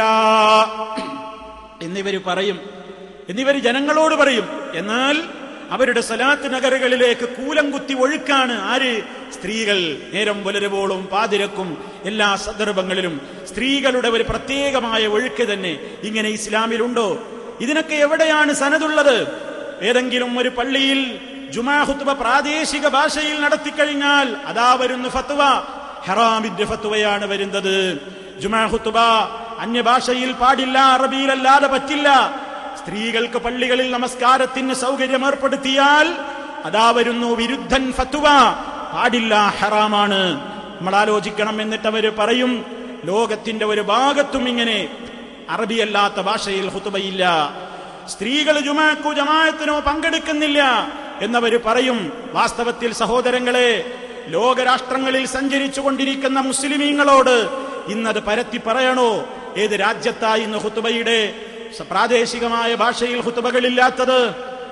അറബിയല്ലാത്ത ഭാഷകളിൽ തന്നെ ഖുത്ബ നിർവഹിക്കാത്ത ഏത് നാടാണുള്ളത്? മലേഷ്യയും സിംഗപ്പൂരും ഒക്കെ പലപ്പോഴും ഞങ്ങളുടെ രാജ്യങ്ങളാണെന്ന് മേനി പറയുന്നവരാണ് സമസ്തക്കാർ. മലേഷ്യ എന്ന് പറയുന്നത് അവിടെയുള്ള മദ്ഹബ് ഷാഫി മദ്ഹബുകാരാണെന്നും അവിടെയുള്ള തരീക്കത്ത് ഞങ്ങളുടെ കേരളീയ തരീക്കത്ത് പോലെ അശ്ശരി തരീക്കത്താണെന്നും മദ്ഹബിലും ഫിഖ്ഹിലും ഞങ്ങളെപ്പോലെ ഷാഫികളാണവരെന്നും ഊറ്റം നടിച്ചുകൊണ്ട് ധാരാളം പണപ്പിരിവിന് വേണ്ടി ഇരു സമസ്തയുടെ ആളുകളും മലേഷ്യയിലേക്ക് വണ്ടി കയറാറുണ്ട്, പ്ലെയിൻ കയറാറുണ്ട്. എന്താ മലേഷ്യയിലെ സ്ഥിതി? മലേഷ്യയിലെ സ്ഥിതി എന്താ? എല്ലാ പള്ളികളിലും അവിടെ ഖുത്ബ നിർവഹിക്കപ്പെടുന്നത്, എല്ലാ പള്ളികളിലും ഖുത്ബ നിർവഹിക്കപ്പെടുന്നത് അറബിയിലാണോ? അല്ല, മലായി ഭാഷ, മലേഷ്യക്കാരുടെ ഭാഷയായ മലായി ഭാഷയിലാണ് മലേഷ്യയിൽ ജുമാ ഖുത്ബ നടക്കുന്നത് മുഴുവനും. മാത്രമല്ല, ഇന്ന് മുജാഹിദുകളുടെ പള്ളികളിൽ നോക്കി പരിഹസിക്കുന്ന ആളുകളില്ലേ? മുജാഹിദുകളുടെ പള്ളികളിലതാ ഒരു കർട്ടൻ കൊണ്ട് തിരിച്ചിട്ടുണ്ടാകും, ഫാമിലി റൂമുണ്ട്. സ്ത്രീകൾക്കുള്ള നമസ്കാര സൗകര്യത്തെ പരിഹസിക്കുന്ന കക്ഷികളില്ലേ? അതേപോലെ തന്നെ 5 നേരവും ജമാഅത്തിന് പങ്കെടുക്കുന്ന പള്ളികളാണ് മലേഷ്യയിലെ ഈ ഷാഫികളുടെ പള്ളികൾ എന്ന് പറഞ്ഞാൽ അവിടെ പോയിട്ടുള്ളവരോട് ഇനി അത് വിശദീകരിക്കേണ്ടതില്ലല്ലോ. അവിടെ പോയവരോടൊന്ന് അന്വേഷിച്ചു നോക്കൂ. അവിടെ ജുമാ ഖുത്ബ ഏത് ഭാഷയിലാണ്? സ്ത്രീകൾ എല്ലാ വഖത്തിനും പള്ളിയിൽ വരാറുണ്ടോ? ഇതുപോലെ എത്രയെത്ര വിഷയങ്ങളുണ്ട് സഹോദരന്മാരെ. ഓരോന്നിലേക്കും പരത്തി പറയാൻ എനിക്ക് സമയമില്ല. ജനാസ കൊണ്ടുപോകുമ്പോൾ അതാ ഉച്ചത്തിൽ ദിക്റ് ചൊല്ലുന്നു. ജനാസ നമസ്കാരത്തിന് ഏതെങ്കിലും ഒരു പ്രദേശത്ത് സ്ത്രീകൾ മയ്യത്ത് നമസ്കാരത്തിന് തയ്യാറായാൽ തന്നെയും ആ സ്ത്രീകളെ അതിൽ നിന്ന് തടയുന്നു. പെണ്ണ് മയ്യത്ത് നമസ്കരിച്ചുകൂടാ എന്ന പ്രത്യേകമായ ഫത്വ വരുന്നു. അതുപോലെ തന്നെ മരണപ്പെട്ടവരുടെ പേരിൽ പരിശുദ്ധ ഖുർആൻ ഓതിക്കൊണ്ട്, ഒരു ഫാത്തിഹ ഓതിക്കൊണ്ട് ധാരാളക്കണക്കിന് ആളുകളുടെ പേരിലേക്ക് ഇലാഹദറത്തി എന്ന് പറഞ്ഞുകൊണ്ട് മരണപ്പെട്ടു പോയ ഒട്ടേറെ പരേതാത്മാക്കളുടെ പേരിലേക്ക് ആ ഫാത്തിഹയുടെ കൂലി ഹദിയ ചെയ്യുന്നു. ചോദിക്കട്ടെ സഹോദരന്മാരെ, ഞാനിവിടെ എണ്ണിപ്പറഞ്ഞതും അല്ലാത്തതുമായ ഒട്ടേറെ സംഭവങ്ങളുണ്ട്. ഇവക്കൊക്കെ എന്താണ് സനദുള്ളത്? മാ അന അലൈഹിൽ യൗമ വ സ്വഹാബി, ഞാനും എന്റെ സ്വഹാബിമാരും നിലക്കൊണ്ട മാർഗമെന്ന് പറയുമ്പോൾ ആ നബിതങ്ങളിലേക്ക് സ്വഹാബിമാര് മുഖേന എത്തിച്ചേരുന്ന കണ്ണിമുറിയാത്ത, കളവ് പറയുന്നവരില്ലാത്ത കൃത്യമായ നിലക്കുള്ള പരമ്പരയോടുകൂടെ തെളിയിക്കപ്പെടേണ്ടതല്ലേ? മുടിക്ക് മാത്രം മതിയോ സനത്? അതേ, തൊട്ടപ്പുറത്തുള്ള വട്ടിക്കാട് ജാമിഅ നൂരിയ അറബി കോളേജിലെ ആളുകൾ അവര് സമൂഹത്തോട് ചോദിക്കുന്നുണ്ട്, കാന്തപുരം വിഭാഗത്തോട് ചോദിക്കുന്നുണ്ട്, നിങ്ങളുടെ മുടിക്ക് സനതെവിടെ? നബിതങ്ങളിലേക്ക് എത്തുന്ന കുറ്റമറ്റ സനതെവിടെ? പരമ്പര എവിടെ? അള്ളാഹുവിന്റെ റസൂലിന്റെ തിരുശേഷിപ്പാണെന്ന് പറഞ്ഞുകൊണ്ട് നിങ്ങൾ കാണിച്ചുകൊണ്ട് നടക്കുന്ന, നിങ്ങൾ സൂക്ഷിച്ചു വെച്ചിട്ടുള്ള നിങ്ങളുടെ ഈ മുടിനാരിഴകൾ അത് നബി സല്ലല്ലാഹു അലൈഹി വസല്ലമിന്റേതാണെന്ന് ഉറപ്പ് വരണമെങ്കിൽ അവിടേക്ക് എത്തുന്ന സനദ് പറയൂ, അതിന്റെ കൃത്യമായ രേഖ പറയൂ. ആ സനദിൽ ഒരു കള്ളന്മാരും കളവ് പറയുന്നവരും സത്യസന്ധരല്ലാത്തവരും ഉണ്ടാകാത്ത നിലക്ക് കണ്ണിമുറിയാത്ത പരമ്പര പറയൂ എന്ന നാടിനീളെ കാസർഗോഡ് മുതൽ തിരുവനന്തപുരം വരെ EK സുന്നികൾ എന്ന് പറയുന്ന സമസ്തക്കാര് ചോദിച്ചു നടന്നു. ഈ രണ്ട് കൂട്ടരോടും നമുക്കൊന്ന് ചോദിക്കാനുണ്ട്. നിങ്ങൾ ഇന്ന് ചെയ്തുകൊണ്ടിരിക്കുന്ന, ഞാൻ ഈ പറഞ്ഞതും അല്ലാത്തതുമായ ഒട്ടേറെ കാര്യങ്ങളുണ്ടല്ലോ, ഇതാണ് ഇസ്ലാം എന്ന വിഷയത്തിൽ നിന്നുകൊണ്ടല്ലേ ഞാൻ നിങ്ങളോട് സംസാരിക്കുന്നത്. ഇതാണ് ഇസ്ലാം എന്ന് ചൂണ്ടിക്കാണിക്കാൻ നിങ്ങളുടെ കയ്യിൽ നിങ്ങൾ ഇന്ന് കൊണ്ടു നടക്കുന്ന അന്ധവിശ്വാസങ്ങൾ, അനാചാരങ്ങൾ, നിങ്ങൾ പ്രവർത്തിച്ചു കൊണ്ടിരിക്കുന്ന, വാദിച്ചു കൊണ്ടിരിക്കുന്ന കാര്യങ്ങൾ, ഞാനിവിടെ എണ്ണി പറഞ്ഞതും അല്ലാത്തതുമായ കാര്യങ്ങൾ, ഇവക്കൊക്കെ കുറ്റമറ്റ പരമ്പര എവിടെ? നബിതങ്ങളിലേക്ക് എത്തുന്ന സനദെവിടെ? അല്ലാഹുവിന്റെ റസൂൽ സല്ലല്ലാഹു അലൈഹി വസല്ലമിന്റെ കാലത്ത് ഒരു ജാറവും ഒരു ചാണിലപ്പുറം ഉയർത്തപ്പെട്ടിട്ടില്ലല്ലോ. ഒരു ജാറവും കെട്ടി ഉയർത്തി അവക്ക് പടുത്തുകൊണ്ട് പെയിന്റടിച്ച് തുണി മൂടിയിട്ട് വിളക്ക് കൊളുത്തിയിട്ട് നേർച്ചകളും കാണിക്കകളും സമർപ്പിച്ചിട്ട് അവക്ക് ചുറ്റും തവാഫ് നടത്തിയിട്ട് അവക്കയുടെ കബറുകൾ സമീപത്ത് പോയിക്കൊണ്ട് ബലിയാടുകളെ ബലിയർപ്പിച്ചുകൊണ്ട് ഈ രൂപത്തിലുള്ള കാര്യങ്ങൾക്കൊക്കെ നിങ്ങൾക്കുള്ള സനദെവിടെ? ആയിരക്കണക്കിന് വിഷയങ്ങൾ ഈ സമൂഹത്തിന്റെ മുമ്പാകെ ഇതാണ് ഇസ്ലാം എന്ന് പറഞ്ഞുകൊണ്ട് സമസ്തക്കാര് കൈകാര്യം ചെയ്യുന്നുണ്ട്. നിങ്ങളുടെ കയ്യിലുള്ള ഇസ്ലാം, ഇതാണ് ഇസ്ലാം എന്ന് നിങ്ങൾ പറഞ്ഞുകൊണ്ടിരിക്കുന്ന ഈ പാവപ്പെട്ട സമൂഹത്തിന്റെ മുമ്പിൽ ഇതാണ് ജനങ്ങളെ ഇസ്ലാം എന്ന് നിങ്ങൾ പറയുന്ന നിങ്ങളുടെ വിശ്വാസങ്ങൾ, നിങ്ങളുടെ കർമ്മങ്ങൾ, നിങ്ങളുടെ സ്വഭാവങ്ങൾ, നിങ്ങളുടെ ആചാരങ്ങൾ, അനുഷ്ഠാനങ്ങൾ പറയണം നിങ്ങൾ സമൂഹത്തോട്. ഇവക്കൊക്കെ നബിതങ്ങളിലേക്ക് സ്വഹാബിമാര് മുഖേന എത്തുന്ന സനദെവിടെ? ഒരെണ്ണത്തിനും സനദ് കാണാൻ സാധ്യമല്ല. സ്വഹാബത്തോ നബിയോ റബ്ബിനോടല്ലാതെ തേടിയിട്ടില്ല, റബ്ബിനെ അല്ലാതെ വിളിച്ചു പ്രാർത്ഥിച്ചിട്ടില്ല, ഒരു ജാറവും കെട്ടിപ്പടുത്തു ഉത്സവം നടത്തിയിട്ടില്ല, വിളക്ക് കത്തിച്ചിട്ടില്ല, മുത്തിയിട്ടില്ല, തടവിയിട്ടില്ല. മറിച്ച് ജാറം മുത്തലും മണക്കലും തടവലുമൊക്കെ മിന്നാദത്തിൽ യഹൂദി വന്നസാറ, യഹൂദി നസറാനികളുടെ സമ്പ്രദായമാകുന്നു. ഇത് പറയാത്ത കിതാബുകളുണ്ടോ? ഇതെഴുതി വെച്ചിട്ടില്ലാത്ത ഫിഖ്ഹി ഗ്രന്ഥങ്ങളുണ്ടോ? അതെ, ഈ നിലക്ക് എന്റെ സഹോദരങ്ങളെ, ഞാൻ ആ കാര്യം ഇനി കൂടുതൽ വിശദീകരിക്കുന്നില്ല.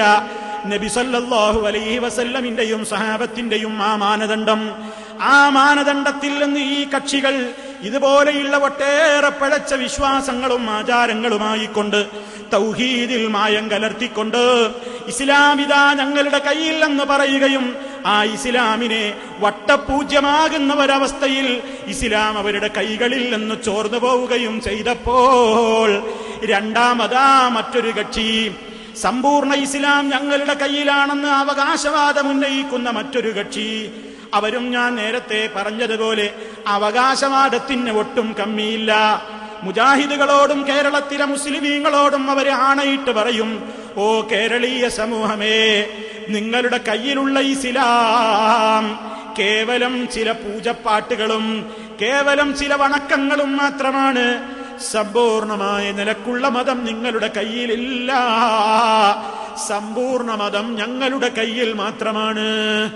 ജമാഅത്തെ ഇസ്ലാമി എന്ന് പറയുന്ന കക്ഷി അവര് സമൂഹത്തിന്റെ മുമ്പിൽ അവർ അവകാശപ്പെടുന്നു, ഞങ്ങളുടെ കയ്യിലാണ് ഇസ്ലാം ഉള്ളത്, ലാ ഇലാഹ ഇല്ലല്ലാഹ് മുഹമ്മദുർ റസൂലുള്ളാഹ് എന്ന ആദർശം ഞങ്ങളുടെ കയ്യിലാണ്. സമ്പൂർണമായ നിലക്ക് കൊണ്ട് നടക്കുന്നവർ ഞങ്ങൾ മാത്രമാണ്. മാത്രല്ല, സാധാരണ ജമാഅത്തുകാര് മുജാഹിദുകളെ കുറിച്ചൊരു പരാതിയുണ്ട്. എന്താ? മുജാഹിദുകൾ എല്ലാരെയും കാഫിറാക്കാണ്, മുശ്രിക്കാക്കാണ്, അവർക്കതാണ് പണി.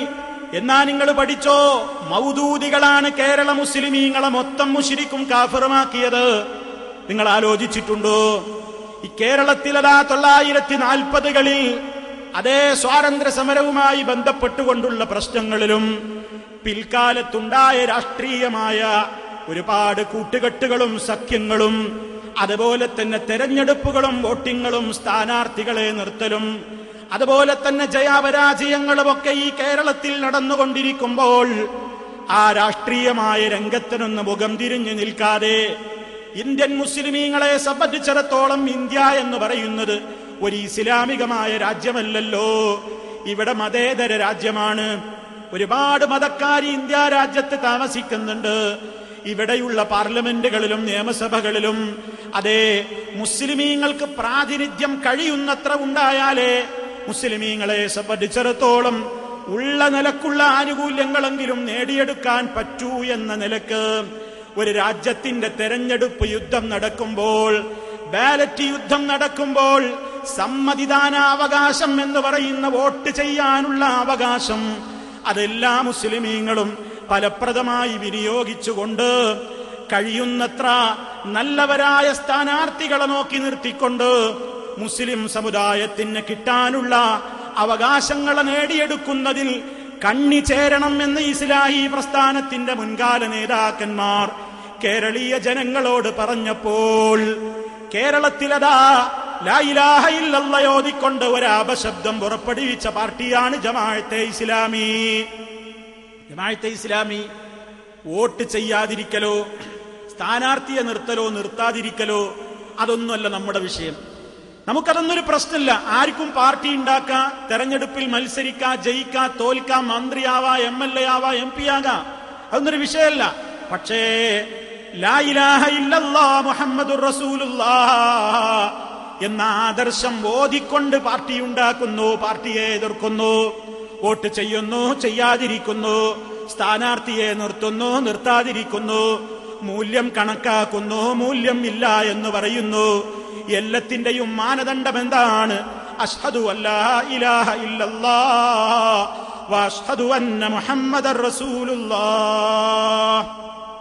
ഇന്ത്യ രാജ്യത്ത് പ്രവർത്തിക്കുന്ന വോട്ട് ചെയ്യാൻ പോയ നമ്മുടെ ഉമ്മപെങ്ങന്മാര്, നമ്മുടെ കാരണവന്മാര് LP സ്കൂളുകളുടെയും UP സ്കൂളുകളുടെയും മുമ്പിൽ വടിയും കുത്തി കൂനിപ്പിടിച്ചു നിന്ന നമ്മുടെ ഉമ്മപെങ്ങന്മാരുടെ ഒരുപാട് നീണ്ട നിര, ആ നിരയെ നോക്കിക്കൊണ്ട് ജമാഅത്തുകാരൻ പറഞ്ഞു, എല്ലാവരും ശിർക്കിലേക്ക് പോകുന്നു, എല്ലാവരും കുഫ്ർ ചെയ്യാൻ പോകുന്നു. ആരാ സമൂഹത്തെ മുശ്രിക്കാക്കിയത്? ആരാണ് കാഫിറും മുശ്രിക്കും അല്ലാത്തവരെ നോക്കിയിട്ടതാ ശിർക്കൻ പ്രവർത്തനമാണ് ചെയ്യുന്നതെന്ന് പറഞ്ഞത്? ഇവിടെയും നമ്മൾ മനസ്സിലാക്കണം എന്താണ് പ്രശ്നം. മാ അന അലൈഹി വസ്വഹാബി, ഞാനും എന്റെ സ്വഹാബത്തും എന്ന് പറയുന്ന മാനദണ്ഡത്തിൽ നിന്ന് വിട്ടുപോയപ്പോൾ അബുൽ അലാ മൗദൂദി സാഹിബിന്റെ മസ്തിഷ്കത്തിൽ ഉദയം ചെയ്ത ചില പ്രത്യേകമായ സിദ്ധാന്തങ്ങളും ആശയങ്ങളും ഈ സമൂഹത്തിന്റെ മുമ്പിലേക്ക് കൊണ്ടുവന്നപ്പോൾ ലാ ഇലാഹ ഇല്ലല്ലാഹ്, ലാ ഇലാഹ ഇല്ലല്ലാഹ് ഈ ആദർശം അങ്ങ് അട്ടിമറിക്കപ്പെട്ടു. എന്താണ് അവർ സമൂഹത്തിന്റെ മുമ്പാകെ എഴുതിയത്? നമ്മൾ മനസ്സിലാക്കണം. തൗഹീദിനെതിരാണെന്ന് പറഞ്ഞത് എന്താണ്? ആധുനിക ലോകത്ത് തൗഹീദിനെതിരെ ഉയർന്നു വന്ന അതിശക്തമായ വെല്ലുവിളികളിൽ ഒന്നാണ് സാമൂഹിക, സാമ്പത്തിക, രാഷ്ട്രീയ മേഖലകളിലെ നിയമനിർമ്മാണത്തിന്റെ പരമാധികാരം ജനങ്ങൾ കാണുന്ന സിദ്ധാന്തം. ഇന്ത്യൻ ഭരണഘടനയുടെ അടിസ്ഥാനവും അത് തന്നെ. ജമാഅത്തെ ഇസ്ലാമി എഴുതിയതാ. നിങ്ങൾ ശരിക്കും മനസ്സിലാക്കണം. കുറച്ച് വിഷയം മനസ്സിലാകുമ്പോ ജമാഅത്തുകാരെപ്പോഴും സാഹിത്യത്തിൽ കൂടിയാണ് വിഷം കലർത്തുക. അപ്പൊ ആ സാഹിത്യം ഒന്നും മനസ്സിലാക്കി ഞാൻ വായിക്കുമ്പോൾ നിങ്ങൾ അതിന്റെ കൂടെ ഉണ്ടാവണം. എന്താ ഈ പറയുന്നത്, എന്താണ് ആ പറഞ്ഞത് എന്നൊക്കെ പെട്ടെന്ന് ഉൾക്കൊള്ളണമെങ്കിൽ നിങ്ങളുടെ ശ്രദ്ധ അങ്ങുമിങ്ങുമായി പോകാതെ നിങ്ങൾ ശരിക്ക് ശ്രദ്ധിക്കണം. തൗഹീദിനെതിരാണ് ഇന്നത്തെ ഇന്ത്യയുടെ ഭരണഘടന, അതിന്റെ അടിസ്ഥാനവും. കാരണം എന്താ? ഇവിടെ നിയമനിർമ്മാണത്തിന്റെ പരമാധികാരം ജനങ്ങൾക്കാണ്. ഈ രൂപത്തിലുള്ള നിയമനിർമ്മാണത്തിന്റെ പരമാധികാരം ജനങ്ങൾക്ക് വകവെച്ചു കൊടുത്ത് ഇവിടെയുള്ള ഭരണകൂടത്തെ താഗൂത്തെന്ന് വിളിച്ച് ആ ഭരണകൂടത്തിന് അനുകൂലിക്കുന്ന വോട്ട് ചെയ്യുന്ന ആളുകളെ മുഴുവൻ ശിർക്കും കുഫറുമാണ് ചെയ്യുന്നതെന്ന് പറഞ്ഞ് മുസൽമാൻ ഒരു നിലക്കും ഇവിടുത്തെ ഭരണഘടനയുമായി ബന്ധപ്പെട്ട ഒന്നിനോടും മതേതരത്വത്തോടും ജനാധിപത്യത്തോടും ഒരു നിലക്കും അനുഭാവം പുലർത്തിക്കൂടാ എന്ന് ലാ ഇലാഹ ഇല്ലല്ലാഹയുടെ അടിസ്ഥാനത്തിൽ പഠിപ്പിച്ചയാളാണ് അബുൽ അലാ മൗദൂദി സാഹിബ്. അവിടെയാണ് പ്രശ്നം. ഇതാണ് ഇസ്ലാം എന്നതാണ് നമ്മുടെ വിഷയം കേട്ടോ. ജമാഅത്തുകാരുടെ കയ്യിലുള്ള ഇസ്ലാം ഇസ്ലാമാണോ? ജമാഅത്തുകാരന്റെ കൊണ്ട് നടക്കുന്ന ഇസ്ലാം ഇസ്ലാമാണോ? അതാണ് ചിന്തിക്കേണ്ടത്. കേട്ടോളൂ, അബുൽ അലാ മൗദൂദി സാഹിബ് പറഞ്ഞു, മുസൽമാന്മാരെ സംബന്ധിച്ചിടത്തോളം ഞാനിതാ അവരോട് തുറന്ന് പ്രസ്താവിക്കുന്നു. എന്റെ വാക്കല്ല, മൗദൂദി സാഹിബിന്റെ വാക്കാണ്. മുസൽമാന്മാരെ സംബന്ധിച്ചിടത്തോളം ഞാനിതാ അവരോട് തുറന്ന് പ്രസ്താവിക്കുന്നു, ആധുനിക മതേതര ദേശീയ ജനാധിപത്യം അഥവാ ഇന്ത്യയിൽ ഇന്ന് നിലവിലുള്ള നമ്മുടെ ഈ സെറ്റപ്പ്, ആധുനിക മതേതര ദേശീയ ജനാധിപത്യം നിങ്ങളുടെ ഇസ്ലാമിനും ഈമാനിനും ഘടകവിരുദ്ധമാണ്. നിങ്ങളുടെ ഇസ്ലാമിന് വിരുദ്ധമാണ്. മുസ്ലിമിന് അത് ഉൾക്കൊള്ളാൻ കഴിയൂല. മുഅ്മിനിന് അതുമായി അനുഭാവം പുലർത്താൻ കഴിയൂല. നിങ്ങൾ അതിന്റെ മുമ്പിൽ സർവാൽപന തലകുനിക്കുകയാണെങ്കിൽ നിങ്ങളുടെ വിശുദ്ധ ഖുർആനിനെ പുറകോട്ട് വലിച്ചെറിയലായിരിക്കും. ഖുർആനിനെ പുറകോട്ട് വലിച്ചെറിയലായിരിക്കും അതിന്റെ മുമ്പിൽ തലകുനിക്കുന്നത്. നിങ്ങൾ അതിന്റെ സ്ഥാപനത്തിലും നടത്തിപ്പിലും പങ്കുവഹിക്കുകയാണെങ്കിൽ ഓരോ വാചകങ്ങളും ശ്രദ്ധിച്ചോളണം. തൊട്ടടുത്തല്ലേ ശാന്തപുരം കോളേജ്, തൊട്ടടുത്തല്ലേ ഇസ്ലാമിയ കോളേജ്, അവര് കേൾക്കുന്നുണ്ടാകുമല്ലോ.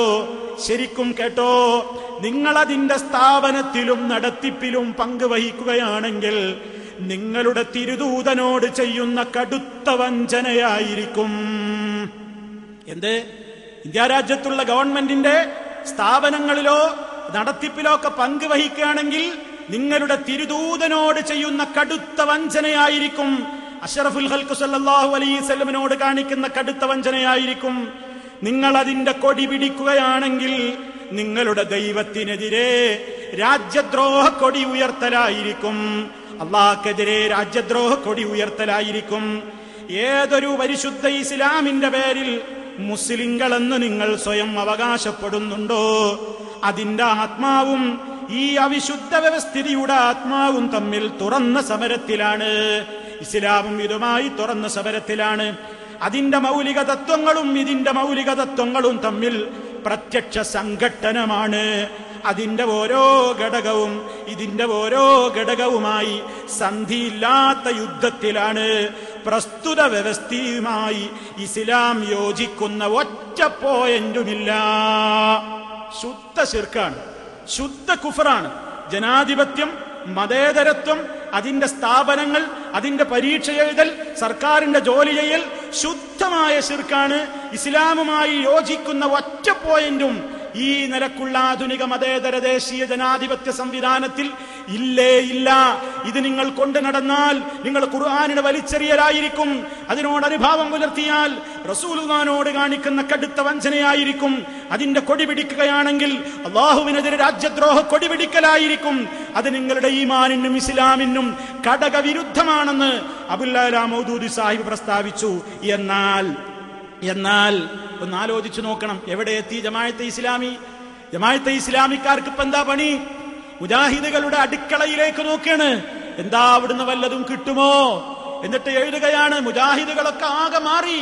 മുജാഹിദുകൾക്ക് കുറച്ചൊക്കെ പണ്ടൊക്കെ ഒരു വീര്യം ഉണ്ടായിരുന്നു. അതെന്താ? അവർക്ക് ഇത്തിരി ഒരു നവോത്ഥാനമൊക്കെ ഉണ്ടായിരുന്നു.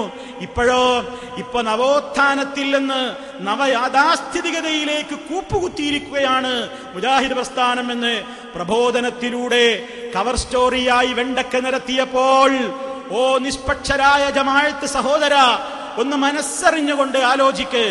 സ്വന്തം ആചാര്യനായ അബുൽ അലാ മൗദൂദി സാഹിബ് ഇസ്ലാമിനും ഈമാനിനും ഘടകവിരുദ്ധമാണെന്ന് പറഞ്ഞ മതേതര ദേശീയ ജനാധിപത്യത്തിന്റെ സംവിധാനത്തിൽ നിന്നുകൊണ്ട് ഈ അടുത്തല്ലേ നിങ്ങൾ പാർട്ടി രൂപീകരിച്ചത്?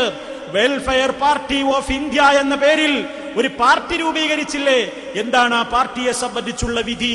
നിങ്ങൾ സമൂഹത്തോട് പറയേണ്ടതാണ്. നിങ്ങൾ സമൂഹത്തോട് പറയണം. കാരണം എന്താ? നിങ്ങൾ എന്തിനാ പാർട്ടി ഉണ്ടാക്കിയത്? തെരഞ്ഞെടുപ്പിൽ മത്സരിക്കാൻ, സ്ഥാനാർത്ഥിയെ നിർത്താൻ, അതുപോലെ തന്നെ വിജയം വരിക്കാൻ, ചുമരെഴുത്ത് നടത്താൻ, അതിന്റെ സ്ഥാപനങ്ങളിൽ പോയി പങ്കാളിയാവാൻ, ഭരണം നടത്താൻ, MLA ആകാൻ, MP ആവാൻ, രാജ്യസഭാ മെമ്പറാവാൻ, പഞ്ചായത്ത് മെമ്പറാവാൻ, LD ക്ലർക്ക് തസ്തികയിലെത്താൻ, അറബി അധ്യാപകനാവാൻ, ഗവൺമെന്റ് ഉദ്യോഗസ്ഥനാവാൻ, കോളേജ് ലെക്ചറാവാൻ, അല്ലേ? അവകാശങ്ങൾ നേടിയെടുക്കാനല്ലേ പാർട്ടി സ്ഥാപിച്ചത്?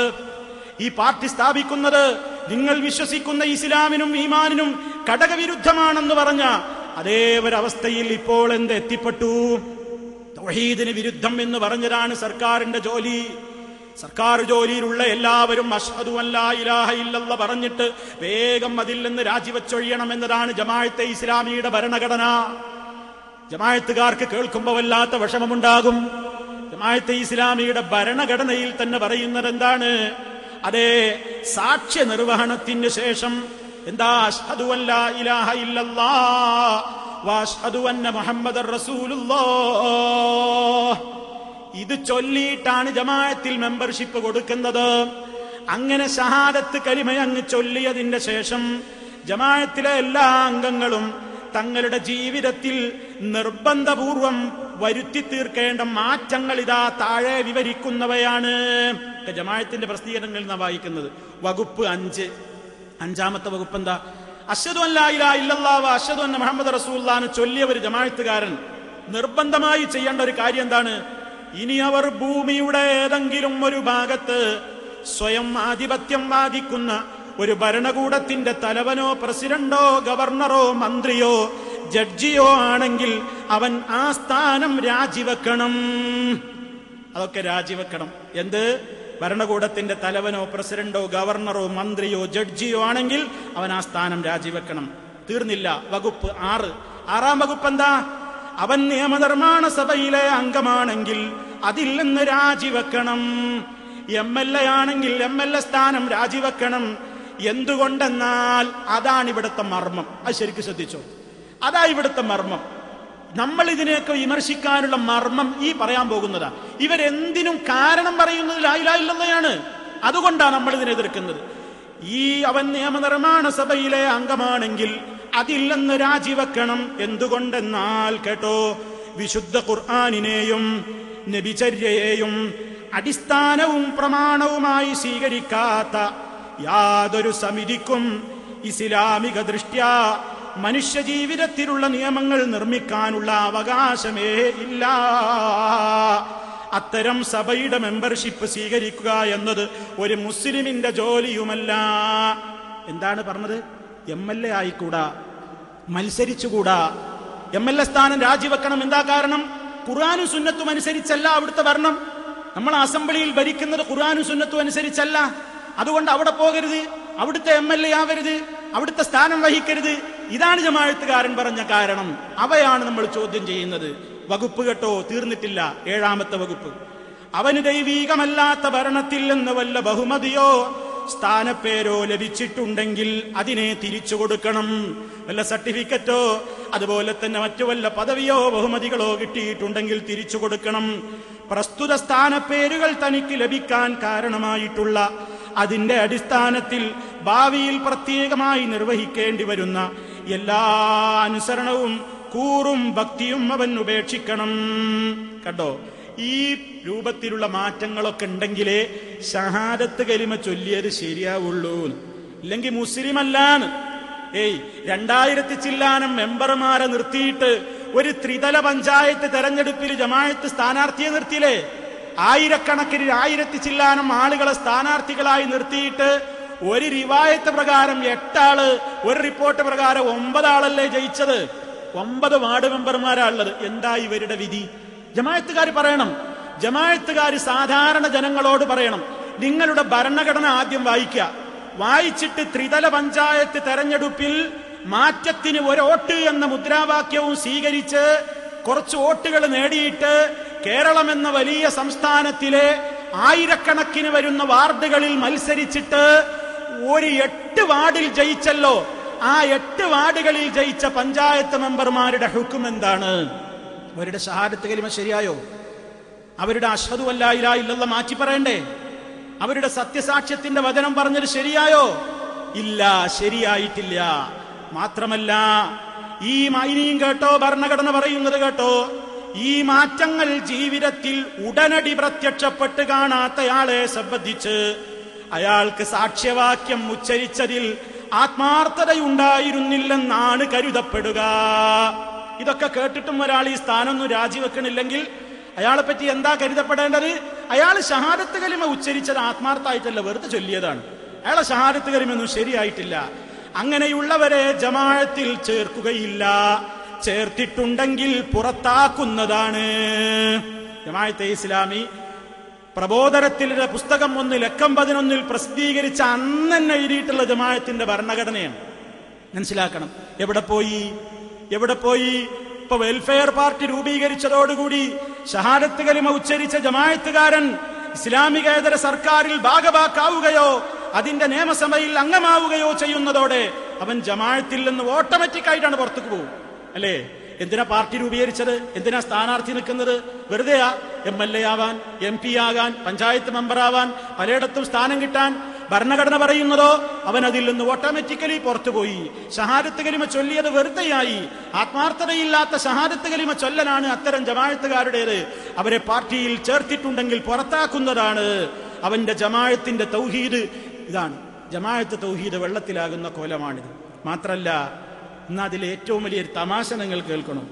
ഇങ്ങനെയൊക്കെ സർക്കാർ ജോലികളിൽ നിന്ന്, ഈ രൂപത്തിലുള്ള ആധുനിക മതേതര ജനാധിപത്യ ദേശീയത്തിന്റെ പ്രത്യേകമായ വകുപ്പുകളിൽ നിന്ന് വല്ലതും കിട്ടിയിട്ടുണ്ടെങ്കിൽ അതൊക്കെ വലിച്ചെറിയണം എന്ന് ജനങ്ങളോട് പറഞ്ഞ ജമാഅത്തെ ഇസ്ലാമി ഇപ്പൊ കരണം അറിയാണ്. ശരിക്കും പഠിച്ചു വെച്ചോ. മുജാഹിദുകളുടെ നേർക്ക് ചൂണ്ടിയിട്ട് പറയാണ്, നവോത്ഥാനത്തിൽ നിന്ന് നവയാഥാസ്ഥികതയിലേക്ക്, അന്ധവിശ്വാസത്തിലേക്ക് ജനങ്ങളെ കൊണ്ടുപോവുകയാണെന്ന്. വെണ്ടക്ക നിരത്തുന്ന ജമാഅത്ത് സഹോദര, പാർട്ടിയുടെ ആചാര്യൻ എഴുതിവെച്ച, പാർട്ടിയുടെ ആചാര്യൻ സമൂഹത്തോട് പറഞ്ഞ, നിങ്ങൾ സമൂഹത്തോടൊരു കാലഘട്ടത്തിൽ പ്രബോധനത്തിന്റെ താളുകളിലൂടെ വിശദീകരിച്ച ഭരണഘടനയുടെ വകുപ്പുകളൊക്കെ നിങ്ങളുടെ മുഖത്തു നോക്കി കൃത്യമായി ചിരിച്ചുകൊണ്ടിരിക്കുന്ന നേരത്ത് തന്നെ 2011 ജൂലൈ 2 പ്രബോധനത്തിൽ എന്താ വന്നത്? ഇന്ത്യ രാജ്യത്ത് നിന്ന് സർക്കാരിന്റെ ജോലി കഴിയുന്നത്ര മുസ്ലിമീങ്ങൾ മേടിക്കണം എന്നാണ്. ഇപ്പൊ അവിടേക്ക് എത്തി. മുസ്ലിമീങ്ങളോടത് പാടില്ല, അത് നിങ്ങളുടെ ഈമാനിന് വിരുദ്ധമാണ്, ഇസ്ലാമിന് വിരുദ്ധമാണ്, രാജ്യദ്രോഹ കൊടി ഉയർത്തലാണ്, അള്ളാഹുവിനെ ധിക്കരിക്കലാണ്, ഖുർആനിനെ വലിച്ചെറിയലാണ്, റസൂലുള്ളാഹിനോട് കാണിക്കുന്ന കടുത്ത വഞ്ചനയാണെന്നൊക്കെ പറഞ്ഞ ആ സ്ഥാനമാനങ്ങൾക്ക് വേണ്ടി ഇപ്പോൾ ജമാഅത്ത് നെട്ടോട്ടത്തിലാണ്. പ്രബോധനം എഴുതുന്ന വരികളൊന്ന് കേട്ടോളൂ, ശാന്തമായി കേട്ടോളൂ. 10,000 വരുമാനം ലഭിക്കുന്ന സ്വകാര്യ മേഖലയിലെ ജോലിയേക്കാൾ പലതുകൊണ്ടും മെച്ചപ്പെട്ട് നിൽക്കുന്നതാണ് സർക്കാർ ജോലി. ആരാ എഴുതുന്നത്? ജമാഅത്തുകാരൻ. 10,000 വരുമാനം ലഭിക്കുന്ന സ്വകാര്യ മേഖലയിലെ ജോലിയേക്കാൾ പലതുകൊണ്ടും മെച്ചപ്പെട്ട് നിൽക്കുന്നതാണ് സർക്കാർ ജോലി. ബഹുജന ബന്ധത്തിലൂടെ ജനസേവനത്തിന്റെയും അധികാരത്തിന്റേതുമായ വലിയൊരു ലോകം അത് തുറന്നു തരുന്നു. ഉദ്യോഗസ്ഥ തലങ്ങളിലെ അഴിമതിയെയും കെടുകാര്യസ്ഥതയെയും സ്വജനപക്ഷപാതിത്വത്തെയും വലിയ വായിൽ വിമർശിച്ചതുകൊണ്ട് മാത്രമായില്ല, അത്തരം ന്യൂനതകൾക്ക് വിധേയപ്പെടാത്ത സമുദായത്തിൽ നിന്നുള്ളവരെ പ്രസ്തുത തലങ്ങളിലേക്ക് എത്തിക്കുക എന്നതും നമ്മുടെ ചുമതലയാണ്. മുസ്ലിം സമുദായത്തെ സംബന്ധിച്ചിടത്തോളം ആദർശപരമായ ബാധ്യതയുമാണത്. എന്ത്? സർക്കാർ ജോലിയിലേക്ക് മുസ്ലിമീങ്ങളെ ധാരാളമായി തിരികെ കയറ്റൽ നമ്മുടെ ബാധ്യതയാണ്, നമ്മുടെ ചുമതലയാണ് എന്നിടത്തേക്കാണ് ഇപ്പൊ കാര്യങ്ങൾ എത്തിയത്. എന്താണ് ഈ പാർട്ടിക്ക് പേര് കൊടുക്കേണ്ടത്? മുമ്പ് പറഞ്ഞതൊന്ന് വേറെ, നേരെ ഘടകവിരുദ്ധമെന്ന് വേറെ. നമ്മൾ മനസ്സിലാക്കണം. ഈ ശാന്തപുരം ഇസ്ലാമിയ കോളേജിൽ നിന്ന് അവിടെ പഠിച്ചു പുറത്തിറങ്ങിയ വിദ്യാർത്ഥികൾ അനുഭവം പങ്കുവെച്ചിട്ടില്ലേ? ഓ അബ്ദുള്ള സാഹിബ് അത് പങ്കുവെച്ചു. ഓ അബ്ദുള്ള സാഹിബ് പറഞ്ഞു, അദ്ദേഹത്തിനൊരു പുസ്തകമുണ്ട്, ശത്രുക്കളല്ല സ്നേഹിതന്മാർ എന്നൊരു പുസ്തകം. ആ പുസ്തകത്തിൽ അദ്ദേഹം പറയണ്, അന്ന് പരീക്ഷക്ക് കഠിനമായ വിലക്കേർപ്പെടുത്തിയ സ്ഥാപനം ഇന്ന് 1-ലധികം യൂണിവേഴ്സിറ്റി പരീക്ഷകളുടെ സെന്ററാണ്. ശാന്തപുരത്ത് പഠിക്കുന്ന കുട്ടികൾക്ക് സർക്കാർ പരീക്ഷ എഴുതൽ ഹറാമായിരുന്നു. പരീക്ഷ എഴുതാൻ പോകാൻ പാടില്ലായിരുന്നു. അവിടെ പഠിക്കുന്നത് ഗവൺമെന്റ് ജോലി നേടാനായിരിക്കരുത്. ഗവൺമെന്റിന്റെ ഒരു പരീക്ഷ എഴുതാൻ പാടില്ലായിരുന്നു. അങ്ങനത്തെ ശാന്തപുരത്ത് ഇന്ന് സർക്കാർ നടത്തുന്ന ഒട്ടേറെ പരീക്ഷ എഴുതുന്ന സെന്ററായി ശാന്തപുരം ഇസ്ലാമിയ കോളേജ് മാറിക്കഴിഞ്ഞു. പറയൂ ജമാഅത്ത് സഹോദര, എവിടെ നിന്ന് എവിടേക്കാണ് കൂപ്പുകുത്തിപ്പോയത്? തീർന്നില്ല. എത്ര കർശനമായിരുന്നു ശാന്തപുരത്തെ നിയമം. ഓ അബ്ദുള്ള സാഹിബ് പറയുന്നുണ്ട്, വിലക്കുകളൊക്കെ ലംഘിച്ചിട്ട് കുറെ കുട്ടികൾ പരീക്ഷ എഴുതാൻ പോയി എന്നാണ്. ശാന്തപുരത്ത് പഠിക്കുന്ന കുട്ടികളോട് KC അബ്ദുള്ള മൗലവി പറഞ്ഞിരുന്നു, നമ്മൾ പഠിക്കുന്ന ലാ ഇലാഹ ഇല്ലല്ലാഹ് മുഹമ്മദ് റസൂലുള്ളാഹി അനുസരിച്ച് നിങ്ങൾ സർക്കാരിന്റെ പരീക്ഷ ഒന്നും എഴുതാൻ പോകാൻ പാടില്ല. കർശനമായിട്ടും അത് വിലക്കിയിരുന്നു. ആ വിലക്കൊക്കെ ലംഘിച്ച് ചില കുട്ടികള് തലയിൽ മുണ്ടിട്ട് പ്രിൻസിപ്പൽ അറിയാതെ ഉസ്താദുമാരറിയാതെ പുറത്തുപോയി ഗവൺമെന്റിന്റെ പരീക്ഷ എഴുതിയ വിവരം അറിഞ്ഞപ്പോ KC അബ്ദുള്ള മൗലവി ഈ കുട്ടികളെ വിളിച്ച് ചൂടായി. ജമാഅത്തെ ഇസ്ലാമിയുടെ മുൻ അമീർ KC അബ്ദുള്ള മൗലവി കുട്ടികളെ വിളിച്ചു പറഞ്ഞ് ശാസിച്ച രൂപം ഓ അബ്ദുള്ള സാഹിബ് പറയുകയാണ്, സഭ്യതയുടെ അതിർവരമ്പുകൾ ലംഘിക്കുന്നവരാണ് മുജാഹിദുകൾ എന്ന് പറയുന്നവരെ. നിങ്ങൾ പറയണം, KC ഉപയോഗിച്ച വാക്ക് കേൾക്കണോ? എന്താ KC കുട്ടികളോട് പറഞ്ഞത്? ശാന്തപുരത്ത് നിന്ന് ഊണ് കഴിച്ച് പരീക്ഷ എഴുതുന്നവർ, ശാന്തപുരത്തെ ഉപ്പും ചോറും തിന്ന് പരീക്ഷ എഴുതുന്നവർ അമേധ്യമാണ് ഭുജിക്കുന്നത്. എന്താ ജമാഅത്തുകാരനോട് പറഞ്ഞു തരണോ അമേധ്യത്തിന്റെ മഅന? അമേധ്യത്തിന്റെ അർത്ഥം ഞാൻ ഇവിടുന്ന് വിശദീകരിക്കണോ? വേണ്ട. ശാന്തപുരത്ത് നിന്ന് ഊണ് കഴിച്ച് ചുളുവിൽ പോയി പരീക്ഷ എഴുതുന്നവൻ തിന്നുന്നത് അമേധ്യമാണ് എന്ന് KC അബ്ദുള്ള മൗലവി അന്നത്തെ വിദ്യാർത്ഥികളോട് ശാസിക്കുകയുണ്ടായി എന്ന് ഓ അബ്ദുള്ള തന്റെ ശത്രുക്കളല്ല സ്നേഹിതന്മാർ എന്ന പുസ്തകത്തിന്റെ പേജ് 71 എഴുതി വിട്ടിട്ടുണ്ട്. മനസ്സിലാക്കണം, ജമാഅത്തുകാര് ലാ ഇലാഹ ഇല്ലല്ലാഹ് മുഹമ്മദ് റസൂലുള്ളാഹി എന്നതിന്റെ യഥാർത്ഥമായ പിടുത്തത്തിൽ നിന്നങ്ങ് വിട്ടപ്പോഴുണ്ടായ വ്യതിയാനം അവരുടെ കയ്യിൽ ഇസ്ലാമില്ല. ഇപ്പൊ അവസാനം എന്തായി? മൗദൂദ് സാഹിബ് പറഞ്ഞ എല്ലാ തത്വത്തൊന്നും ജമാഅത്തുകാര് പോയി. മൗദൂദ് സാഹിബ് പറഞ്ഞതൊക്കെ ബുക്കുകളിലുണ്ട്, ഖുതുബാത്തിലുണ്ട്, സിയാസി കശ്മകശിലുണ്ട്, എല്ലാ തർജുമാനുൽ ഖുർആനിലുണ്ട്, തഫ്ഹീമിലുണ്ട്, പലയിടത്തുമുണ്ട്. പക്ഷേ ജനങ്ങളുടെയും പത്രക്കാരുടെയും ചോദ്യമുനകൾക്ക് മുമ്പിൽ ജമാഅത്തിന്റെ ഇപ്പോഴത്തെ അമീർ ആരിഫ് അലി ഉത്തരം മുട്ടിയപ്പോൾ അതേ തേജസ് ദിനപത്രത്തിൽ ഒരു റിപ്പോർട്ട് കാണാം. തേജസ് പത്രം എഴുതുകയാണ് ഒരു റിപ്പോർട്ട്. കണ്ണൂർ എന്നുള്ള റിപ്പോർട്ടാ. എന്താ കണ്ണൂർ എന്നുള്ള റിപ്പോർട്ട്? സ്ഥാപക നേതാവ് മൗലാന മൗദൂദിയുടെ ആശയങ്ങളല്ല ജമാഅത്തെ ഇസ്ലാമി പ്രാവർത്തികമാക്കുന്നതെന്നും അദ്ദേഹത്തിന്റെ ആശയങ്ങൾ പ്രാവർത്തികമാക്കാൻ കഴിയില്ലെന്നും കേരള അമീർ ടി ആരിഫ് അലി. പ്രവാചകനും വിശുദ്ധ ഖുർആനുമാണ് ജമാഅത്തെ ഇസ്ലാമിയുടെ അടിസ്ഥാനം. മൗദൂദി ഒരു വ്യക്തിയാണ്. വ്യക്തിയുടെ ആശയങ്ങളെക്കാൾ പ്രാധാന്യം ഖുർആനിനാണ്. ജനാധിപത്യത്തിലാണ് ഇന്ത്യയിലെ ജമാഅത്തെ ഇസ്ലാമി വിശ്വസിക്കുന്നത്. ജമാഅത്തെ ഇസ്ലാമി വിശ്വസിക്കുന്നത് ജനാധിപത്യത്തിലാണ്. ഏതാ ജനാധിപത്യം? മൗദൂദ് സാഹിബ് പറഞ്ഞില്ലേ, നിങ്ങളുടെ ഇസ്ലാമിന് ഘടകവിരുദ്ധം, നിങ്ങളുടെ ഈമാനിന് ഘടകവിരുദ്ധം, നിങ്ങളെ കൊടി പിടിച്ച രാജ്യദ്രോഹക്കൊടി, അള്ളാഹ്ക്കെതിരെ റസൂലുള്ളാഹിക്കെതിരെ വഞ്ചന, നിങ്ങൾ ഇസ്ലാമിനും ഈമാനിനും നിങ്ങൾ തിരിച്ചു കുത്തുകയാണ് എന്നൊക്കെ പറഞ്ഞ യഥാർത്ഥത്തിലുള്ള ആ ജനാധിപത്യത്തിലാണ് ജമാഅത്തെ ഇസ്ലാമി വിശ്വസിക്കുന്നത്. ഇവറ്റക്കൈന് ഒരിക്കൽ പറഞ്ഞത് പിന്നെ ഓർമ്മല്ലോ, കുറച്ച് കഴിഞ്ഞപ്പോ പിന്നെയും പറയാൻ തുടങ്ങി. മുമ്പെന്താ പറഞ്ഞത്? മൗദൂദിയെ മരിച്ചിട്ടുള്ളൂ, അദ്ദേഹത്തിന്റെ ആദർശം അമരമാണ്, അതിന് നിത്യസത്യത്തിന്റെ ചൈതന്യമുണ്ട്. മൗദൂദ് സാഹിബ് മരിച്ചു പോയെങ്കിലും അദ്ദേഹം പഠിപ്പിച്ചതൊക്കെ 100% സത്യമാണ്. നിത്യസത്യത്തിന്റെ ചൈതന്യമുണ്ട്, അമരത്വമുണ്ട് മൗദൂദ് സാഹിബിന്റെ ആശയങ്ങൾക്ക് എന്ന് വീണ്ടും വീണ്ടും പറഞ്ഞുകൊണ്ടിരിക്കുന്നു. അതേ അവസരത്തിൽ ആദർശത്തെ മുഴുവനും തള്ളിക്കളയുന്നു. സഹോദരങ്ങളെ, നിങ്ങൾ മനസ്സിലാക്കണം, എന്താണ് ഇവിടെ വാസ്തവത്തിൽ സംഭവിച്ചുകൊണ്ടിരിക്കുന്നത്. ഇവിടെ സംഭവിക്കുന്നത്, ഏറ്റവും പ്രധാനമായി സംഭവിക്കുന്നത് എന്താണ്? ഏറ്റവും പ്രധാനമായി സംഭവിച്ചത് എന്താന്ന് ചോദിച്ചാൽ, നബി സല്ലല്ലാഹു അലൈഹി വസല്ലമിന്റെ പാതയിൽ നിന്നാണ് വിട്ടുപോവുകയാണ്. നബിയുടെയും സഹാബത്തിന്റെയും പാതയിൽ നിന്ന് വിട്ടുപോവുകയാണ്.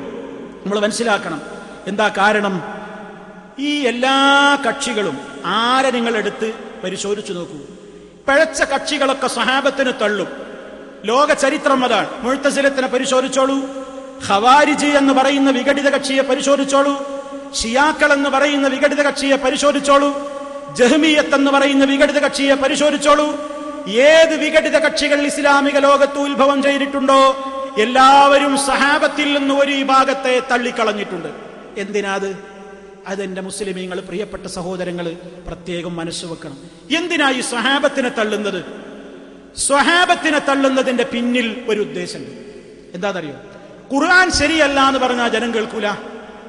ഹദീസ് ശരിയല്ല, ഞങ്ങൾ ഹദീസൊന്നും അംഗീകരിക്കൂല, ഹദീസൊക്കെ കളവാണ് എന്ന് പറഞ്ഞാലും ആളെ കിട്ടൂല. അപ്പൊ ഹദീസ് നിഷേധിക്കണം എന്ന് മനസ്സിലിരിപ്പുള്ള ഏത് കക്ഷികൾക്കും അവരുടെ ഏറ്റവും വലിയ ഒരു തന്ത്രം എന്താണ്? ഹദീസുകളൊക്കെ നമുക്ക് നിവേദനം ചെയ്തു തന്നത് ആരാണ്? മഹാന്മാരായ സ്വഹാബിമാരാണ്. നബി സല്ലല്ലാഹു അലൈഹി വസല്ലമിൽ നിന്ന് ഹദീസുകളൊക്കെ കേട്ട് നമുക്ക് റിപ്പോർട്ട് ചെയ്തു തരുന്നത് ആരാണ്? സ്വഹാബിമാരാണ്. ഈ സ്വഹാബത്ത് കൊള്ളരുതാത്തവരാണെന്ന് വരുത്തി തീർത്താൽ പിന്നെ ഹദീസ് തള്ളാൻ വളരെ എളുപ്പമായി. മനസ്സിലാകുന്നുണ്ടോ നിങ്ങൾക്ക്? ഹദീസ് തള്ളാനുള്ള എളുപ്പ വഴി എന്താണ്?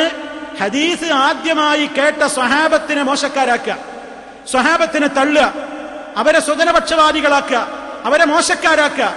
എന്നാൽ അവരുദ്ധരിച്ച ഹദീസുകളെയൊക്കെ തള്ളാമല്ലോ. അങ്ങനെയാണ് ചേകന്നൂർ മൗലവി ബഹുമാനപ്പെട്ട അബൂ ഹുറൈറ റളിയല്ലാഹു അൻഹുവിനെ പിടികൂടിയത്. ചേകന്നൂർ മൗലവിക്ക് ഏറ്റവും വലിയ വെറുപ്പ് ആരോടായിരുന്നു? സ്വഹാബിയായ അബൂ ഹുറൈറ റളിയല്ലാഹു അൻഹുവിനോടായിരുന്നു. എന്താണ് കാരണം? നബി സല്ലല്ലാഹു അലൈഹി വസല്ലമിൽ നിന്ന് മറ്റു സ്വഹാബികളെ അപേക്ഷിച്ച് ധാരാളക്കണക്കിന് ഹദീസുകൾ മുസ്ലിം ലോകത്തിന് സംഭാവന ചെയ്ത വ്യക്തി മഹാനായ ഇമാം അബൂ ഹുറൈറ റളിയല്ലാഹു അൻഹു ആയിരുന്നു. ആ മഹാനെ അങ്ങ് കള്ളനാക്കിയാൽ സർവ്വ ഹദീസുകളെയും തള്ളിക്കളയാമെന്നാണ് ലോക ഹദീസ് നിഷേധികളുടെ കേരളീയ നേതാവായ ചേകന്നൂർ മൗലവി വിചാരിച്ചു പോയത്. അങ്ങനെ അബൂ ഹുറൈറ റളിയല്ലാഹു അൻഹുവിനെ മോശക്കാരനാക്കി. അങ്ങനെ അവിടുന്ന് തുടക്കം കുറിച്ച ചേകനൂരികൾ തുടക്കം കുറിച്ചു വെച്ച ആശയം അത് ഏറ്റുപിടിച്ചു ജമാഅത്തെ ഇസ്ലാമികാർ. മൗദൂദികൾ അവരും ഹദീസ് നിഷേധത്തിലാണുള്ളത്. അത് ഏറ്റുപിടിച്ചു മുജാഹിദിൽ നിന്ന് പുറത്തുപോയ മടവൂർ വിഭാഗത്തിന്റെ ആളുകൾ പലരും അത് ഏറ്റുപിടിച്ച് ചേകന്നൂരൊക്കെ അവരുടെ മുമ്പിൽ ഇപ്പോൾ നവോത്ഥാനത്തിന്റെ ശില്പിയാണ്.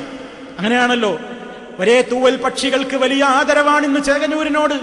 പീഡിപ്പിക്കപ്പെട്ട നവോത്ഥാന നായകന്മാര് മുമ്പും പീഡിപ്പിക്കപ്പെടുകയും വധിക്കപ്പെടുകയും ചെയ്തിട്ടുണ്ട്. അവരിലെ ഒരു കണ്ണിയാണ് ചേകന്നൂർ മൗലവി എന്ന് മടവൂർ വിഭാഗത്തിന്റെ പത്രത്തിൽ അവരുടേതായ നേതാവ് എഴുതി പിടിപ്പിച്ചിട്ട് മാസങ്ങൾ അധികമായിട്ടില്ല. ചേകന്നൂരിന് ഗുഡ് സർട്ടിഫിക്കറ്റ് കിട്ടി, നവോത്ഥാന നായകൻ പട്ടം കിട്ടി. എന്താ കാരണം? ഏറ്റവും വലിയ ഹദീസ് നിഷേധിയായ ചേകന്നൂർ, അയാൾ പഠിപ്പിച്ചു കൊടുത്ത ഹദീസ് നിഷേധം, ബുഖാരിയെ തള്ളൽ, മുസ്ലിമിനെ തള്ളൽ, അബൂ ഹുറൈറ ജൂതനാണെന്ന് പറയൽ, അതേ ഹദീസുകളെ മുഴുവനും അവരവരുടെ യുക്തിയുടെ മൂശയിലിട്ടുകൊണ്ട് അളന്ന് ഹദീസുകളെ പുറംകാലുകൊണ്ട് തട്ടിത്തെറിപ്പിച്ചുകൊണ്ട് ഹദീസുകളോട് പരിഹാസ സ്വഭാവം കാണിക്കുന്ന സർവകക്ഷികളും എല്ലാവരും എന്ത് ചെയ്യുന്നു? സ്വഹാബത്തിനെ ഒന്ന് കൊച്ചാക്കാൻ നോക്കും. കാരണം സ്വഹാബത്തിനെ പിടിച്ചാലാണ് ഹദീസിനെ പെട്ടെന്നാണ് തള്ളാൻ പറ്റൂല. അതുകൊണ്ട് ആദ്യ സ്വഹാബിമാരാണ് മോശാക്കുക. നിങ്ങൾ നോക്കണം, മനസ്സിലാക്കണം. കേരളത്തിൽ ജമാഅത്തെ ഇസ്ലാമിയുടെ പുസ്തകശാലയായ IPH പുറത്തിറക്കിയിട്ടുള്ള അൽ അദാലത്തുൽ ഇജ്തിമാഇയ്യ എന്ന അറബി പുസ്തകത്തിന്റെ മലയാള വിവർത്തനം ഇന്നും IPH ബുക്ക് സ്റ്റാളുകളിൽ നിന്ന് നിങ്ങൾക്ക് വാങ്ങാൻ കിട്ടും. ഇസ്ലാമിലെ സാമൂഹ്യനീതി എന്ന പുസ്തകം, ഇസ്ലാമിലെ സാമൂഹ്യനീതി എന്ന പുസ്തകം. ആ പുസ്തകത്തിൽ മഹാനായ ഉസ്മാൻ റളിയല്ലാഹു അൻഹുവിനെ ചീത്ത പറഞ്ഞതിന് കണക്കുണ്ടോ സഹോദരന്മാരെ? കണക്കുണ്ടോ? മഹാനായ ഉസ്മാൻ റളിയല്ലാഹു അൻഹു ആരാണ്? ഉസ്മാൻ ഫിൽ ജന്ന, ഉസ്മാൻ സ്വർഗത്തിലാണെന്ന് നബി സല്ലല്ലാഹു അലൈഹി വസല്ലമിന്റെ നാവ് കൊണ്ട് പറഞ്ഞ റസൂൽ സല്ലല്ലാഹു അലൈഹി വസല്ലമിന്റെ 2 പെൺമക്കളെ വിവാഹം കഴിച്ചതിന്റെ പേരിൽ ദുന്നൂറൈൻ എന്ന സ്ഥാനപ്പേര് കിട്ടിയ മഹാനായ ഉസ്മാൻ റളിയല്ലാഹു അൻഹു അതേ ശത്രുക്കളുടെ കരത്തിലുള്ള വാളുകൊണ്ട് പരിശുദ്ധ ഖുർആൻ ഓതിക്കൊണ്ടിരിക്കുന്ന നേരത്ത് കഴുത്തിൽ ആഞ്ഞു വെട്ടിയിട്ട പരിശുദ്ധ ഖുർആനിലേക്ക് രക്തം ചീറ്റിത്തെറിപ്പിക്കപ്പെട്ടുകൊണ്ട് ഷഹീദായ ഉസ്മാൻ റളിയല്ലാഹു അൻഹു, ആ ഉസ്മാൻ റളിയല്ലാഹു അൻഹുവിനെ ജമാഅത്തെ ഇസ്ലാമിയുടെ ബുക്ക് സ്റ്റാളിൽ നിന്ന് ഇന്നും വിൽപ്പന നടത്തുന്ന പുസ്തകത്തിൽ കണക്കിന് വിമർശിച്ചിരിക്കുന്നു. ഒരു പക്ഷേ എല്ലാ ജമാഅത്തുകാരും ഇത് അറിഞ്ഞിട്ടുണ്ടാവില്ല. അറിയാത്ത ജമാഅത്തുകാരുണ്ടെങ്കിൽ ഒന്ന് വായിക്കാം. ഇസ്ലാമിലെ സാമൂഹ്യനീതി എന്ന പുസ്തകം വാങ്ങി വായിക്ക്. മലയാളത്തിലാ പറയുന്നത്. നിങ്ങൾ അൽ അദാലത്തുൽ ഇജ്തിമാഇയ്യ വായിക്കേണ്ട അറബിയിലാണെങ്കിൽ അതിന്റെ വിവർത്തനമായ ഇസ്ലാമിലെ സാമൂഹ്യനീതി എന്ന പുസ്തകം വാങ്ങി വായിക്ക്. ഉസ്മാൻ ഇബ്നു അഫ്ഫാൻ റളിയല്ലാഹു അൻഹുവിനെ 3ാം ഖലീഫയായിട്ട് പോലും അംഗീകരിക്കാൻ ആ പുസ്തകം മനസ്സ് വെച്ചിട്ടില്ല. മുസ്ലിമീങ്ങളൊക്കെ വിശ്വസിക്കുന്നതെന്താ? നമ്മളൊക്കെ വിശ്വസിക്കുന്നതെന്താ? 4 ഖലീഫമാർക്ക് ഒരു തർത്തീബുണ്ട് നമുക്ക്. അബൂബക്കർ സിദ്ദീഖ് റളിയല്ലാഹു അൻഹു, ഉമർ ഖത്താബ് റളിയല്ലാഹു അൻഹു, ഉസ്മാൻ ഇബ്നു അഫ്ഫാൻ റളിയല്ലാഹു അൻഹു, അലി ഇബ്നു അബീ താലിബ് റളിയല്ലാഹു അൻഹു. ഈ 4 ഖലീഫമാരെ തർത്തീബിലാണ് നമ്മൾ മനസ്സിലാക്കുന്നത്. എന്നാൽ ഈ പുസ്തകത്തിൽ പറയുന്നത് എന്താണ്? ഈ പുസ്തകത്തിൽ യഥാർത്ഥത്തിൽ ഉമർ റളിയല്ലാഹു അൻഹുവിന്റെ ചരിത്രം കഴിഞ്ഞാൽ പിന്നെ അലിയാരുടെ ചരിത്രം മൂപ്പര് തുടങ്ങുന്നത്. കാരണം എന്താ? മൂപ്പര് അതേ അംഗീകരിക്കുന്നുള്ളൂ. അതിന്റെ ഇടക്കാലത്ത് വലിഞ്ഞു കയറി വന്ന ഒരു കാലഘട്ടം മാത്രമാണ് ഉസ്മാന്റെ കാലം എന്നിടത്തേക്കാണ് പോക്ക്. മനസ്സിലാക്കണം. ഉസ്മാൻ റളിയല്ലാഹു അൻഹുവിന്റെ പേരിൽ എന്തൊക്കെയുണ്ട്? സ്വജനപക്ഷപാതിയായിരുന്നു. അദ്ദേഹം രാജ്യം ഭരിച്ചിരുന്ന കാലഘട്ടത്തിൽ ബൈത്തുൽ മാൽ എന്ന് പറയുന്ന പൊതുമുതലിൽ നിന്ന് ലക്ഷക്കണക്കിന് ദീനാറുകളാണ് സ്വന്തം മരുമകൻ എടുത്തുകൊടുത്തത്. ലക്ഷക്കണക്കിന് ദീനാറുകൾ സ്വന്തം മരുമകന് എടുത്തുകൊടുത്തു ഉസ്മാൻ ഇബ്നു അഫ്ഫാൻ റളിയല്ലാഹു അൻഹു എന്ന് സാമൂഹ്യനീതി എന്ന പുസ്തകത്തിൽ എഴുതി വെച്ചിരിക്കുന്നു. അത് ചോദ്യം ചെയ്യാൻ വന്നു അബൂദർ അൽ ഗഫാരി റളിയല്ലാഹു അൻഹു.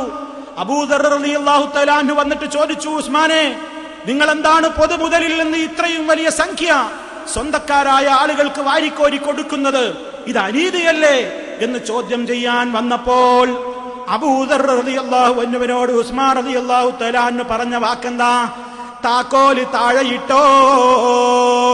താക്കോല് മേശപ്പുറത്ത് വെച്ച് പണി നോക്ക്. ഈ രാജ്യത്തിന്റെ ഖജാൻജി പണിക്ക് എനിക്ക് വേറെ ആളെ കിട്ടുന്നു. ഇവിടുത്തെ ട്രഷറി വകുപ്പ് കൈകാര്യം ചെയ്യാൻ അബൂദറെ നിനക്ക് മനസ്സില്ലെങ്കിൽ എനിക്ക് വേറെ ആളെ കിട്ടും. താക്കോല് താഴെയിട്ടോ. താക്കോല് വെച്ച്